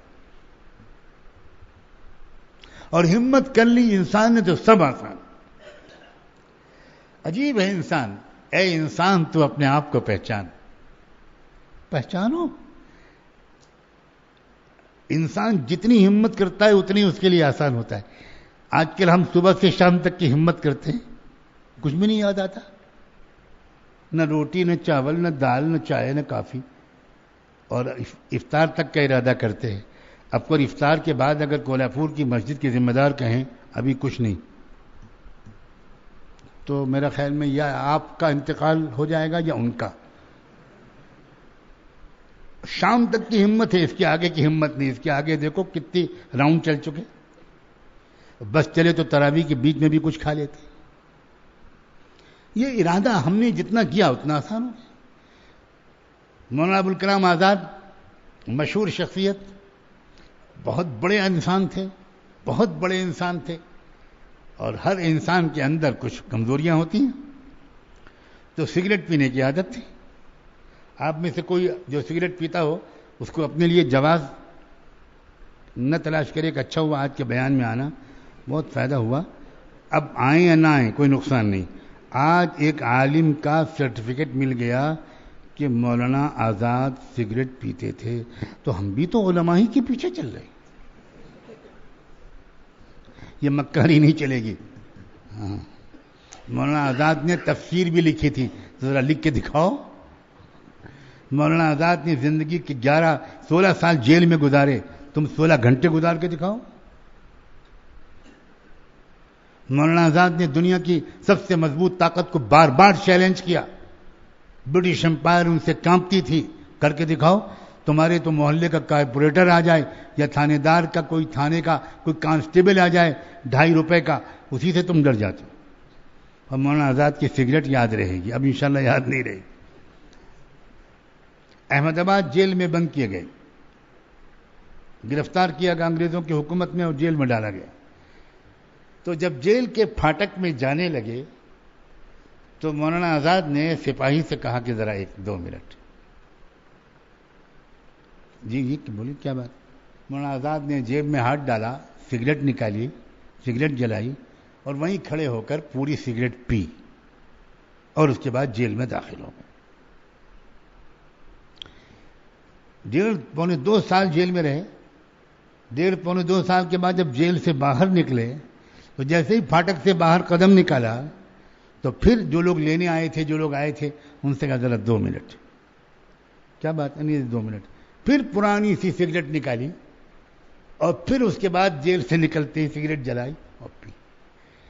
تو لوگوں نے ان سے کہا کہ مولانا جب 1.5-2 سال آپ نے سگریٹ نہیں پی تو اب چھوڑ ہی دیجئے.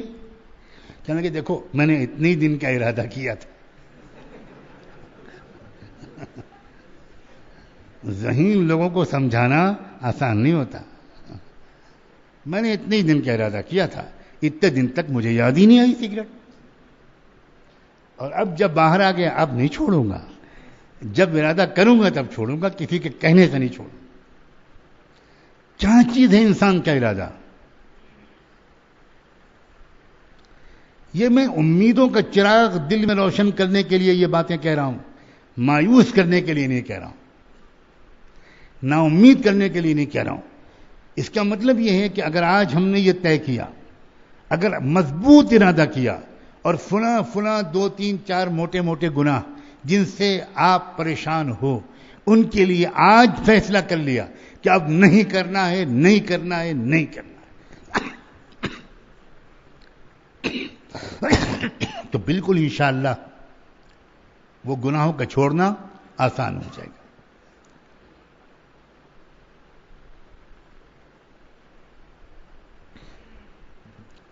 توبہ مضبوط ارادے کا ہی نام ہے.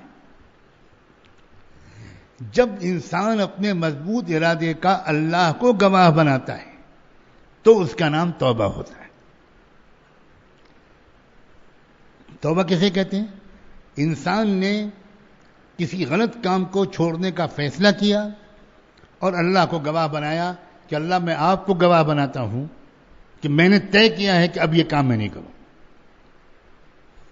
آپ مدد فرما دیجیے.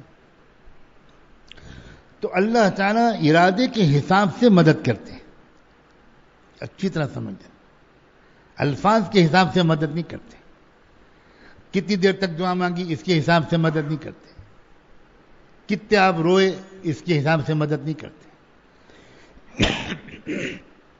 کتنا پختہ ارادہ ہے دل کے اندر, سینے کے اندر, جس کو اللہ دیکھتا ہے.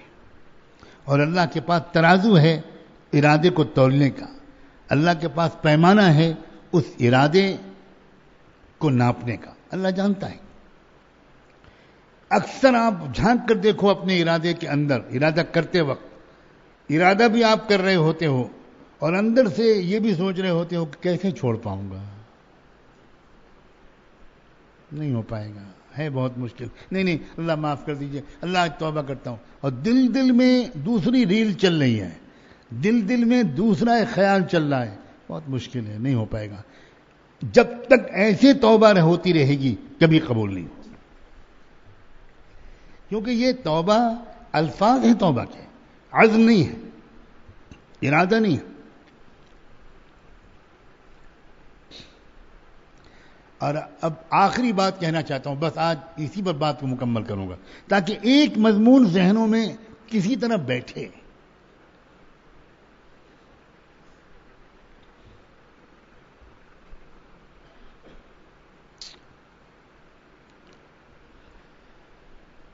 اللہ اکبر کبیرہ.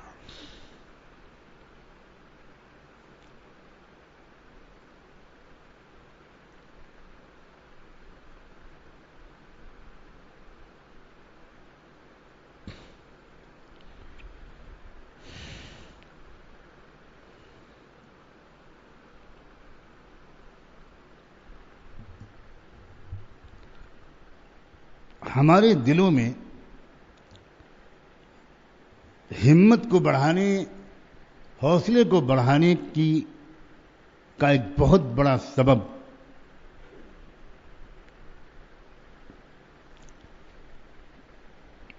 ایک سہارے کی امید بھی ہوتی ہے کہ انسان کسی مدد اور سہارے کی امید سے بعض وقت اپنے بل بوتے سے بڑا ارادہ کر لیتا ہے. آپ سمجھ رہے ہو بات؟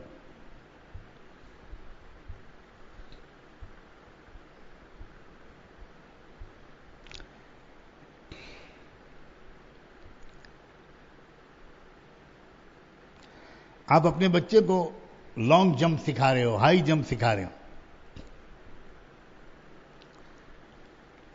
آپ اپنے بچے کو ہائٹ سے کودنے کی مشق کرا رہے ہو.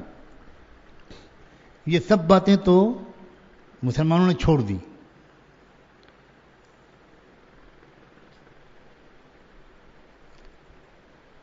اب بچہ اوپر کھڑا ہے، تھوڑی ہائٹ پر آپ نے کھڑا کیا ہے، اب وہ نیچے کودتے ہوئے ڈر رہا ہے، لیکن آپ کو اس کو سکھانا ہے.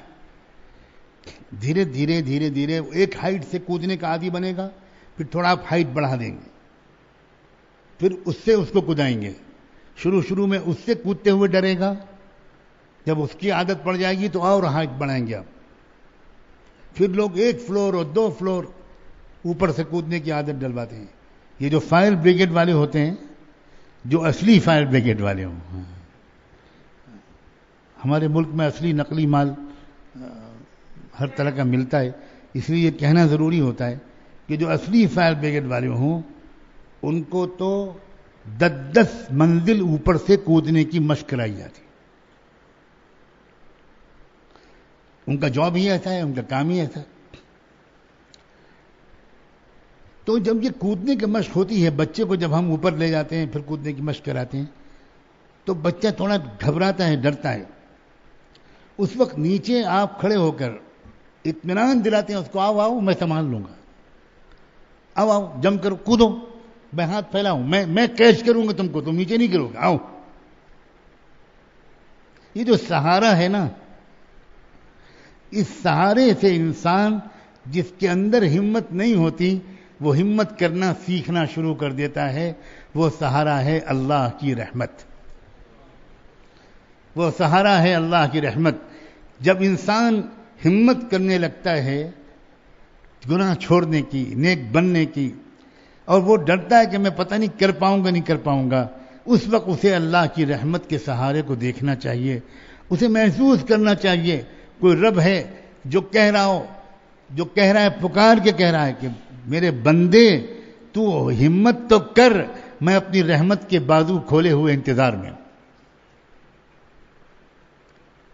یہ سہاروں کی امید، اس سہارے کی امید رمضان میں ہر دن ہر لمحے بڑھتی چلی جاتی، ہر لمحے بڑھتی چلی جاتی. جیسے جیسے رمضان کا ایک ایک دن آگے بڑھتا ہے، ایک ایک دن کا ایک ایک گھنٹہ آگے گزرتا ہے، ویسے ویسے اللہ تعالیٰ کی رحمت بڑھتی چلی جاتی ہے.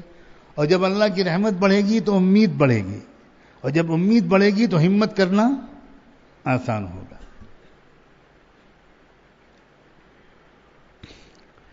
اس لیے اس سہارے کو سامنے رکھ کر ہمت کر کے اپنے اپنے گناہوں کے بارے میں، جو جس گناہ میں پھنسا ہوا ہے، یہ ہر ایک جانتا ہے، یہ اس کا راز ہے، یہ اس کے اور بندے کے درمیان، رب کے درمیان ہے. کسی کو اس راز میں آپ شریک نہ کریں.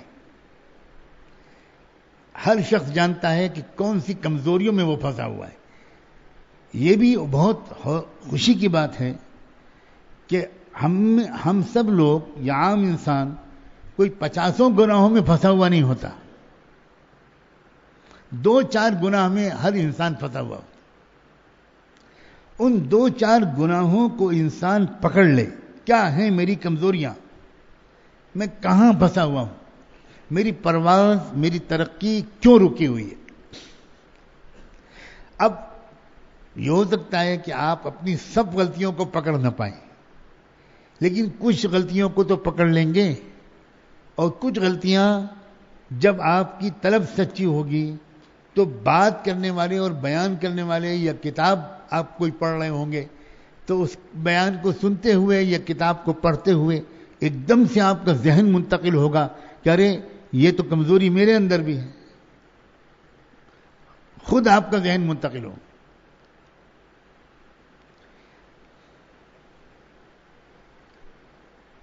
ان چند کمزوریوں کے بارے میں ہمت کر کے یہ فیصلہ کیجئے کہ مجھے ان کو چھوڑنا ہے. اور چھوڑنے کی ترکیب پوچھئے اس لائن کے ماہر تجربے کاروں سے جنہوں نے خود اپنی زندگی میں اپنے گناہوں کے چھوڑنے کی مشق کی. یاد رکھیے، جو مشائخ ہوتے ہیں یہ کوئی ایسے نہیں ہوتے کہ یہ فرشتے ہوں، سب انسان ہوتے ہیں، اور بالکل ممکن ہے کہ ایک دو کمزوریاں ان کے اندر بھی کبھی رہی ہوں، غصہ رہا ہو، غرور و تکبر رہا ہو، اور کوئی چیز رہی ہو، بالکل ممکن ہے. اور مگر فرق ہم میں اور ان میں کیا ہے؟ وہ ہمت والے لوگ تھے، وہ بہادر لوگ تھے.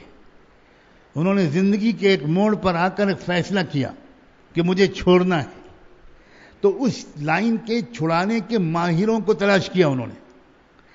جیسے کوئی نشہ چھوڑنا چاہتا ہے، جیسے کوئی ڈرگ کی عادت چھوڑنا چاہتا ہے، تو پھر وہ ڈھونڈتا ہے کہ اس کا اسپیشلسٹ ڈاکٹر کون ہے، اور اس کے پاس جاتا ہے. میں نے اس کی نشہ چھڑانے کے ایک اسپیشلسٹ ڈاکٹر سے پوچھا کہ یہ کیسے چھڑاتے ہیں آپ کا ٹارگٹ کیا ہوتا ہے؟ نشہ تو ایک عادت ہے، تو دوا سے عادت کیسے چھوٹتی ہے؟ اگر دوا سے عادت چھوٹے تو ہم تو خانقاہ میں آنے والے سارے لوگوں کو دوائیں بانٹ دیں، یہ کیپسول کھا لو حسد ختم، یہ ٹیبلٹ کھا لو تکبر ختم، اور یہ سیرپ پی لو بد نظری ختم، اور جاؤ بن گئے اللہ کے ولی. تو بھئی یہ عادتیں تو نہیں چھوٹا کرتی، فزیکل جسمانی بیماریاں چھوٹتی ہے دواؤں سے. اور آپ بورڈ لگائے بیٹھے ہیں کہ بھئی یہ کلینک جو ہے یہ نشہ چھڑانے کا مشہور کلینک ہے، آپ کا اخباروں میں ٹی وی پر ایڈ آتا ہے، اور مریض آتے ہیں آپ کے پاس اور واقعی ان کا نشہ چھوٹ جاتا ہے. تو یہ آپ چھڑاتے کیسے ہیں؟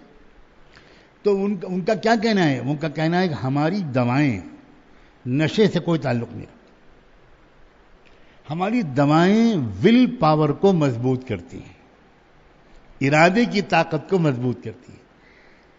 کہ دماغ کا ایک حصہ ہے جس کے اندر یہ ول پاور کی صلاحیت خدا نے رکھی ہے، ایک ہمت، ایک فیصلہ، قوت ارادی جس کو ہم کہتے ہیں، وہ کمزور ہو جاتی ہے انسان کی. جب وہ کمزور ہوتی ہے تو وہ یہی رونا روتا رہتا ہے کہ یہ نہیں چھوٹتا، وہ نہیں چھوٹتا، یہ نہیں چھوٹتا، وہ نہیں چھوٹتا.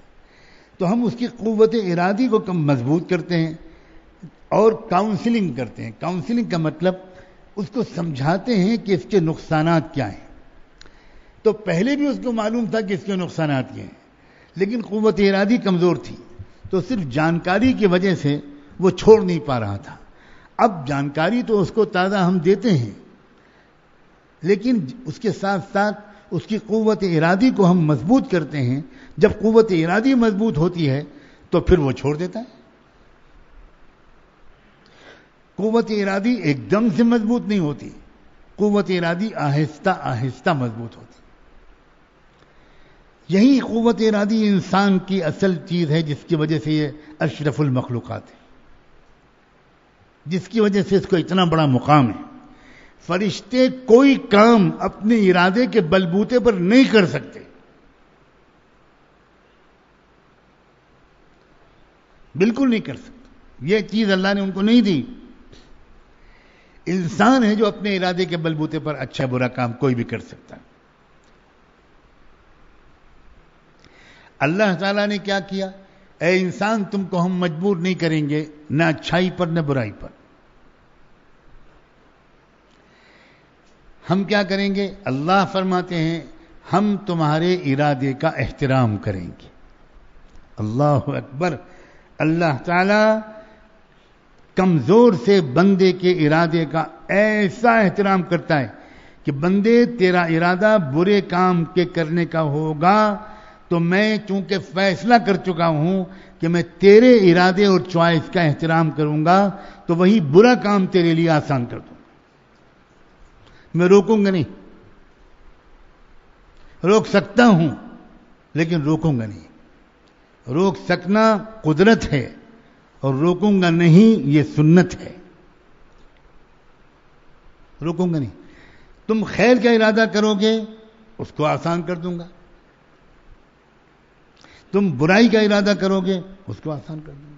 وَأَمَّا مَنْ بَخِلَ وَاسْتَغْنَى وَكَذَّبَ بِالْحُسْنَى فَسَنُيَسِّرُهُ لِلْعُسْرَى۔ ہم تمہارے ارادے کے، اچھی بات ہے، اللہ اپنے ارادے کو انسان پر امپوز نہیں کرتا، اللہ اپنے ارادے کو انسان کے اوپر زبردستی نہیں لاتا۔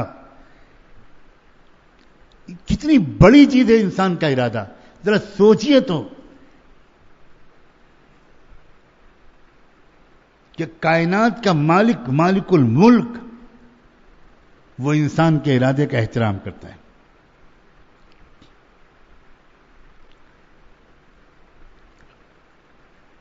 اس ارادے کو مضبوط کیجیے، اور یہ ارادہ جس دن مضبوط ہو گیا نا، کچھ بھی مشکل نہیں، ہرگز کچھ مشکل نہیں۔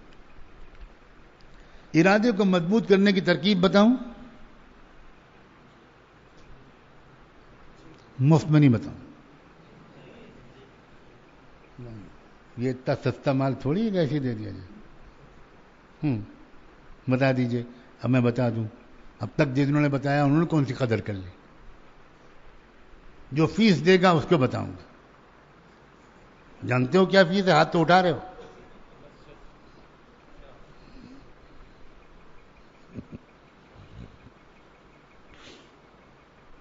دیکھو،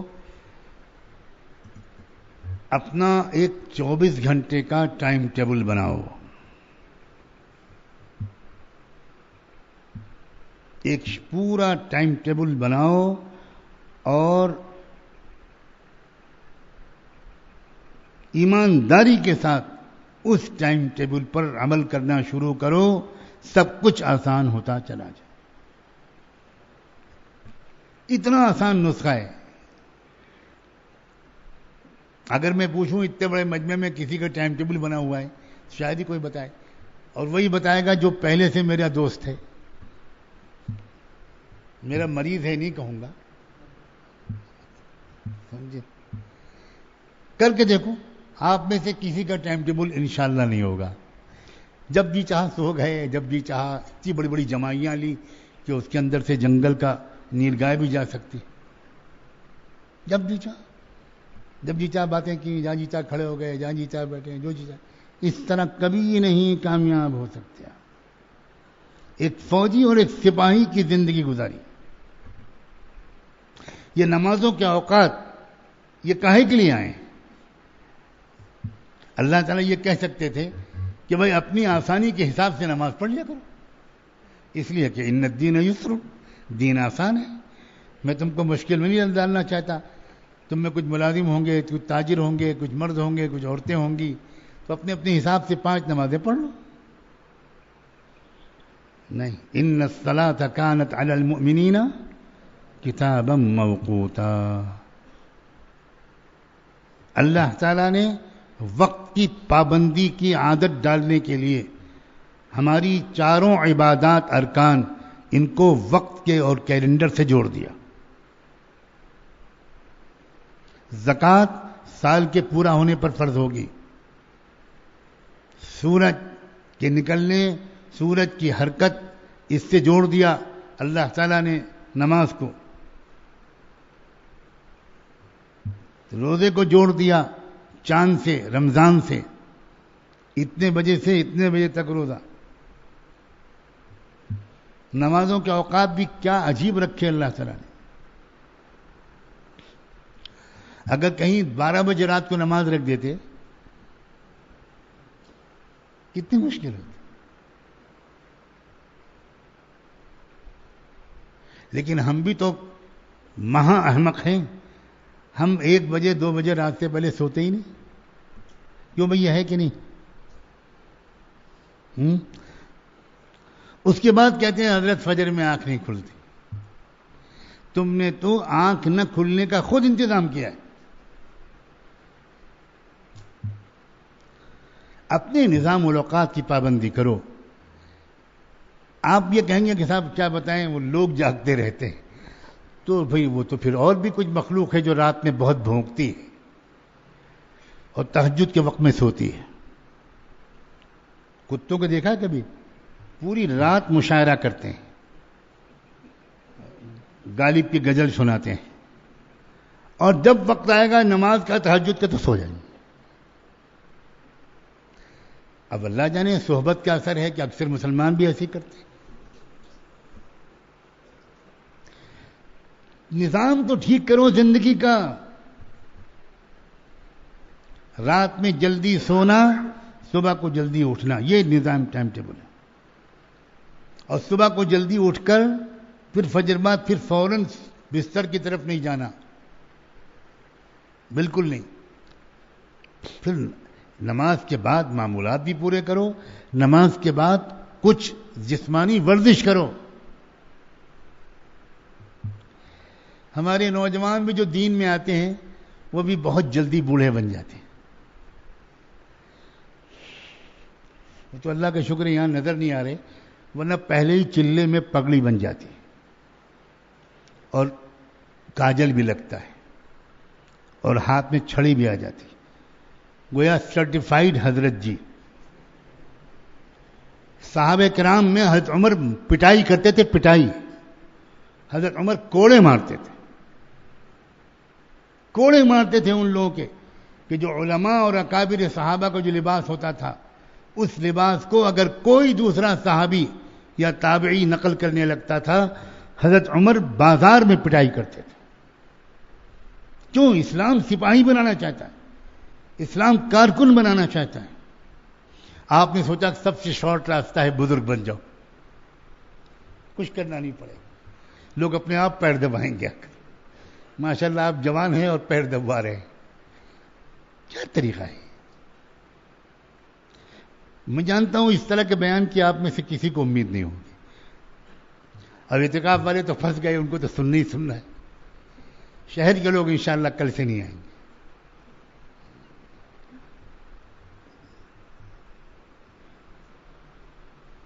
نظام الاوقات بناؤ، سخت پابندی کرو. حضرت تھانوی رحمۃ اللہ علیہ واقعی حکیم الامت. حضرت کے یہاں سب سے زیادہ زور ان چند چیزوں پر تھا. اپنی 24 گھنٹے کے نظام الاوقات کو مرتب کر کے مجھے دکھائیے اور نظام الاوقات کی پابندی کریے، سارا سلوک طے ہو جائے گا. واقعی عجیب و غریب بات ہے. انسان اگر وقت پر اٹھے اور وقت پر صحیح انداز سے سنت کے مطابق دعائیں پڑھ کے، اٹھتے ہی جو دعائیں پڑھی جاتی اور اس کے بعد وہ اسی حساب سے وضو کرے، 2-4 رکعت ہلکی پھلکی نماز پڑھ لے، پھر فجر کے وقت میں مسجد جائے، راستے کی دعا پڑھتا ہوا جائے، مسجد میں جماعت سے نماز پڑھے، اتنی بشاشت دل پہ رہتی ہے، اتنا اچھا موڈ رہتا ہے، ہلکی پھلکی طبیعت رہتی ہے. پھر دن بھر کا نظام الاوقات ہر ایک کے اپنے حساب سے. کوئی ملازم ہے، کوئی تاجر ہے، اس کے اپنے حساب سے. لیکن نظام الاوقات کی پابندی کرو گے تو انشاءاللہ وہ جو ہمت والی بات ہے نا، اپنے اندر قوت ارادی مضبوط ہوتی چلی جائے گی. عجیب بات ہے. جو انسان نظام الاوقات کی پابندی کرتا ہے اس کی ہمت اور اس کی ارادے کی طاقت بڑھتی چلی جاتی ہے. اور جس کی ہمت اور ارادے کی طاقت بڑھتی جاتی ہے وہ اپنے لیے کوئی عذر قبول نہیں کرتا. وہ یہ نہیں کہتا کہ یہ نہیں ہو پا رہا، یہ نہیں ہو پا رہا، یہ نہیں کر پا رہے، وہ نہیں کر پا رہے، یہ چھوٹ نہیں پا رہا، وہ نہیں چھوٹ پا رہا. اس کی ارادے کی طاقت اتنی مضبوط ہوتی ہے کہ دھیرے دھیرے سب چھوٹ جاتا ہے.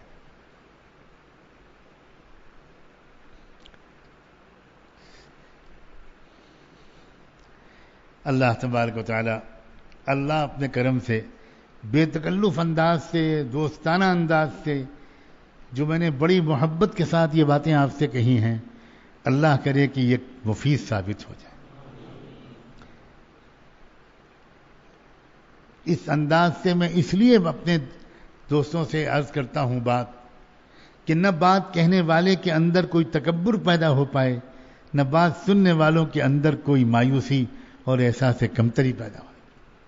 ایک دوست سے جو دوستوں سے بات کر رہا ہے، ایک ساتھی ہے جو ساتھیوں سے بات کر رہا ہے، اسی راستے کا ایک مسافر ہے جو اسی راستے کے مسافروں سے بات کر رہا ہے.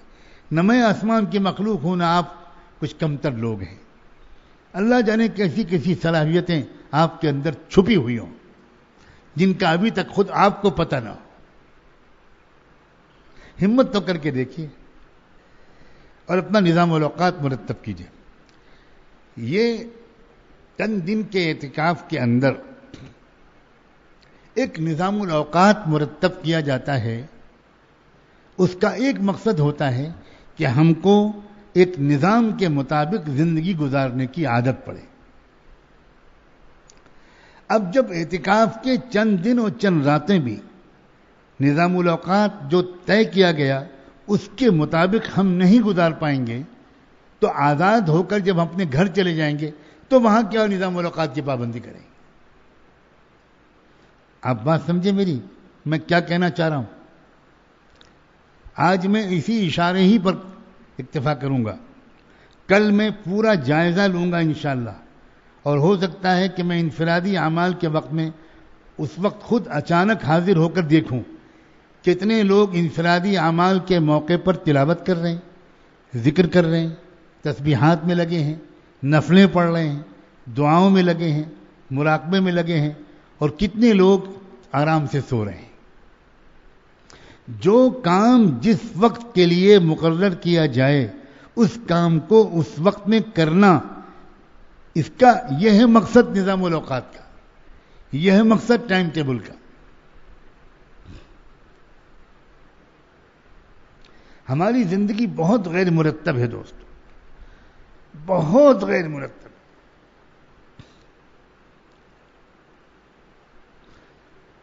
تھوڑے دن انسان کو ذرا دقت پیش آتی ہے. آپ اچانک رات میں 10 بجے سونا شروع کریں تو پہلے ہی دن مشکل ہوگا. عادت ہے 12-1 بجے کے بعد لیٹنے کی، اور پہلے ہی دن یہ ہو جائے کہ بھئی کھانا 8-8:30 بجے کھا لیا، عشاء سے پہلے کھانا کھا لیا، عشاء کے بعد 1-8 گھنٹہ، اس کے بعد آرام، بس. تو یہ پہلے دن بہت مشکل ہوگا. سب سے پہلے تو گھر والوں کی سمجھ میں نہیں آئے گا کہ یہ کیا ہوا.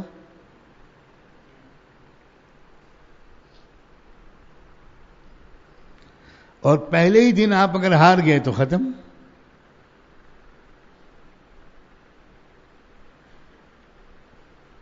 صبح کو جلدی مناسب وقت پر اٹھنا رات میں جلدی سوئے بغیر ممکن نہیں، بالکل ممکن نہیں. اور صحت، روزی اور دین تینوں کا دار و مدار رات میں جلدی سونے اور صبح اٹھنے پر ہے. روزی اور صحت اور دین. جو رات میں جلدی سوئے گا صبح کو جلدی اٹھے گا، ہزاروں بیماریوں سے محفوظ رہے گا. جو رات میں جلدی سوئے گا صبح جلدی اٹھے گا، اس کی روزی میں بے پناہ برکت ہوگی.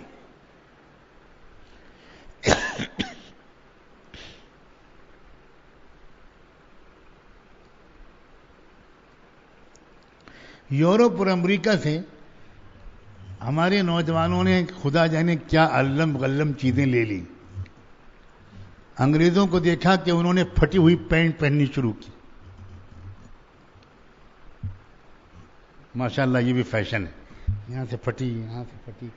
دیکھنے میں دل چاہتا ہے کہ پھر کولہاپور میں اعلان کیا جائے کہ بھئی غریب آدمی ہے، کچھ چندہ دے دو، اس کو ایک پاجامہ خرید کے دینا ہے. بیچارے کی پینٹ پھٹ گئی، دوسری پینٹ سلوا ہی نہیں پا رہا. ہم جیسے مولویوں کو بعد میں پتا چلا کہ نہیں جناب یہ فیشن ہے، یہ بہت مالدار آدمی ہے مگر یہ فیشن ہے. اور پھٹی بھی ایسی ہوتی ہے جیسے کسی بکری نے کاٹ لیا، کسی سانڈ نے سینگ مار دی. فیشن ہے. جینس نکلی ماشاءاللہ ایسی جیسے کسی بھینس نے چاٹ لیا، یہاں سفید یہاں سفید پہنے ہوئے تھے.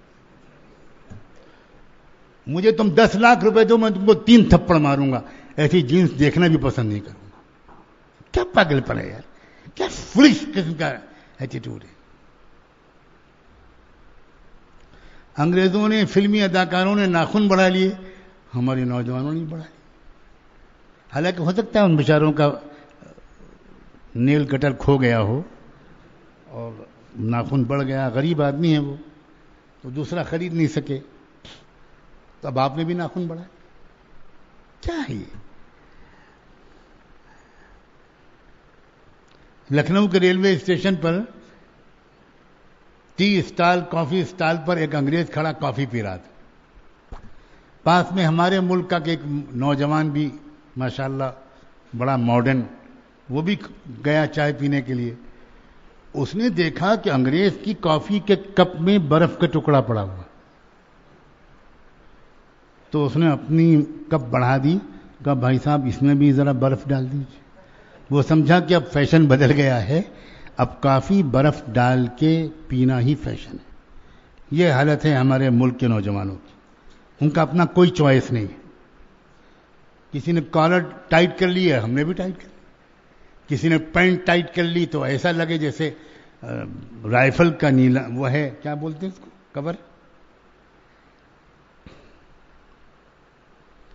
کوئی ذوق ہی نہیں. سنت اور شریعت کی پابندی اندھی غلامی سے آزادی دلاتی.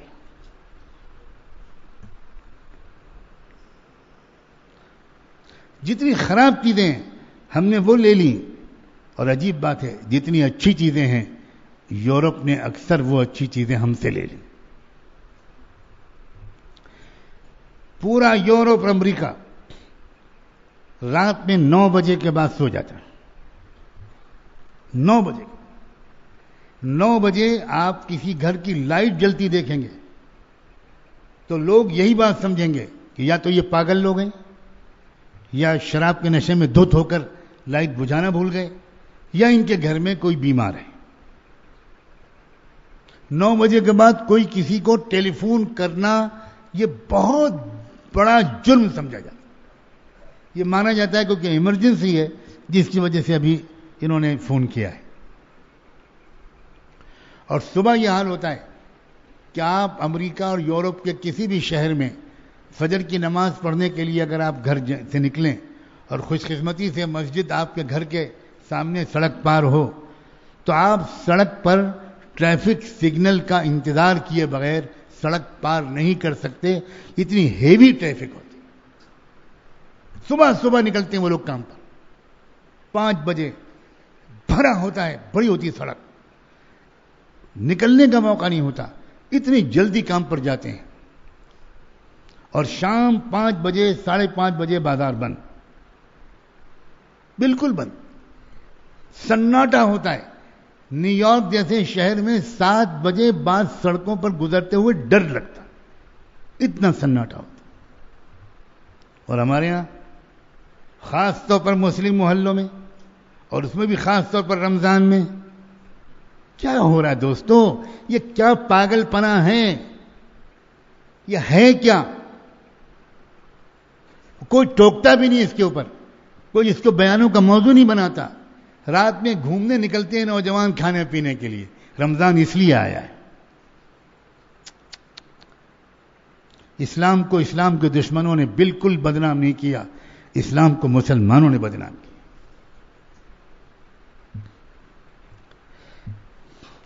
یہ مت سوچو کہ ماحول خراب ہے میں کیا کروں. آپ اپنی ذات سے شروع کرو. اگر بیماری پھیلتی ہے اور آپ کے علاقے میں کولرا پھیل جائے تو کیا آپ اس لیے پرہیز اور علاج نہیں کریں گے کہ بھئی وہ تو پھیلا ہی ہوا ہے, میں اکیلا پرہیز کر کے اور علاج کر کے کیا کروں گا؟ اپنی اپنی فکر کرتا ہے انسان. لوگ ہوا کریں بیمار, میں تو کم سے کم کوشش کروں کہ میں بیماری سے بچا رہوں.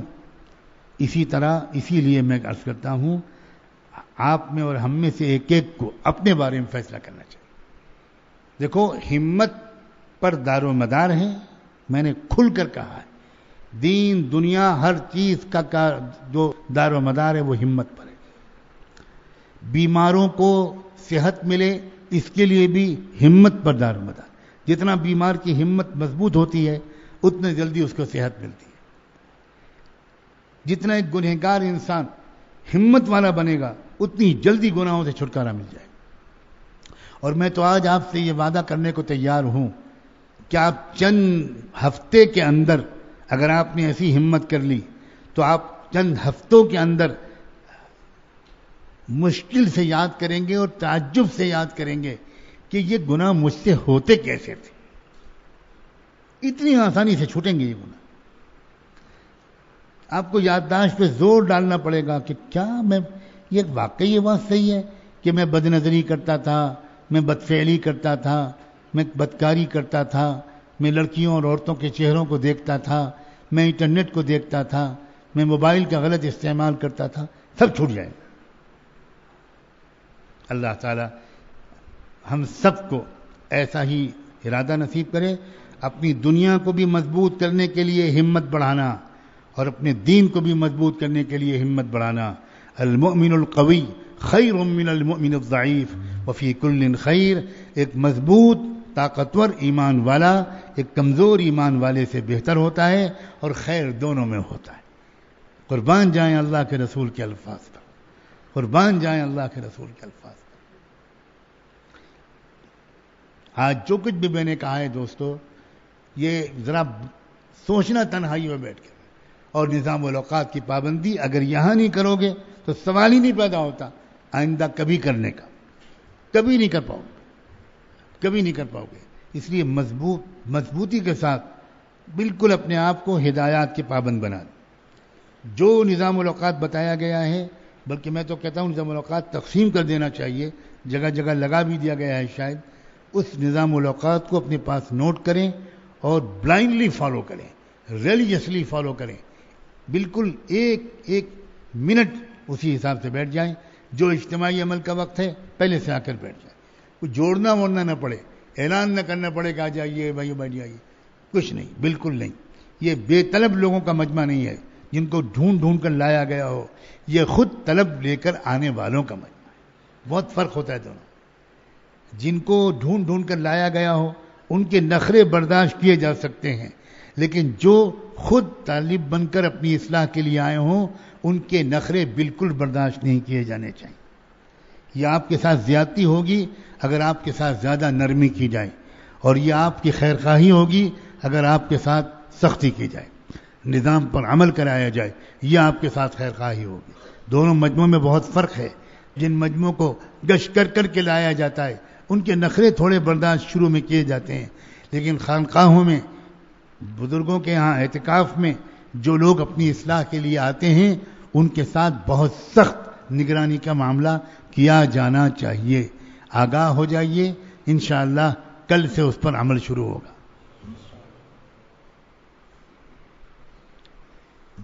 مختصر سے دعا کر لیجیے. سبحان اللہ وبحمدہ, سبحانک اللہ, نشہد ان لا الہ الا انت, نستغفرک ونتوب الیک.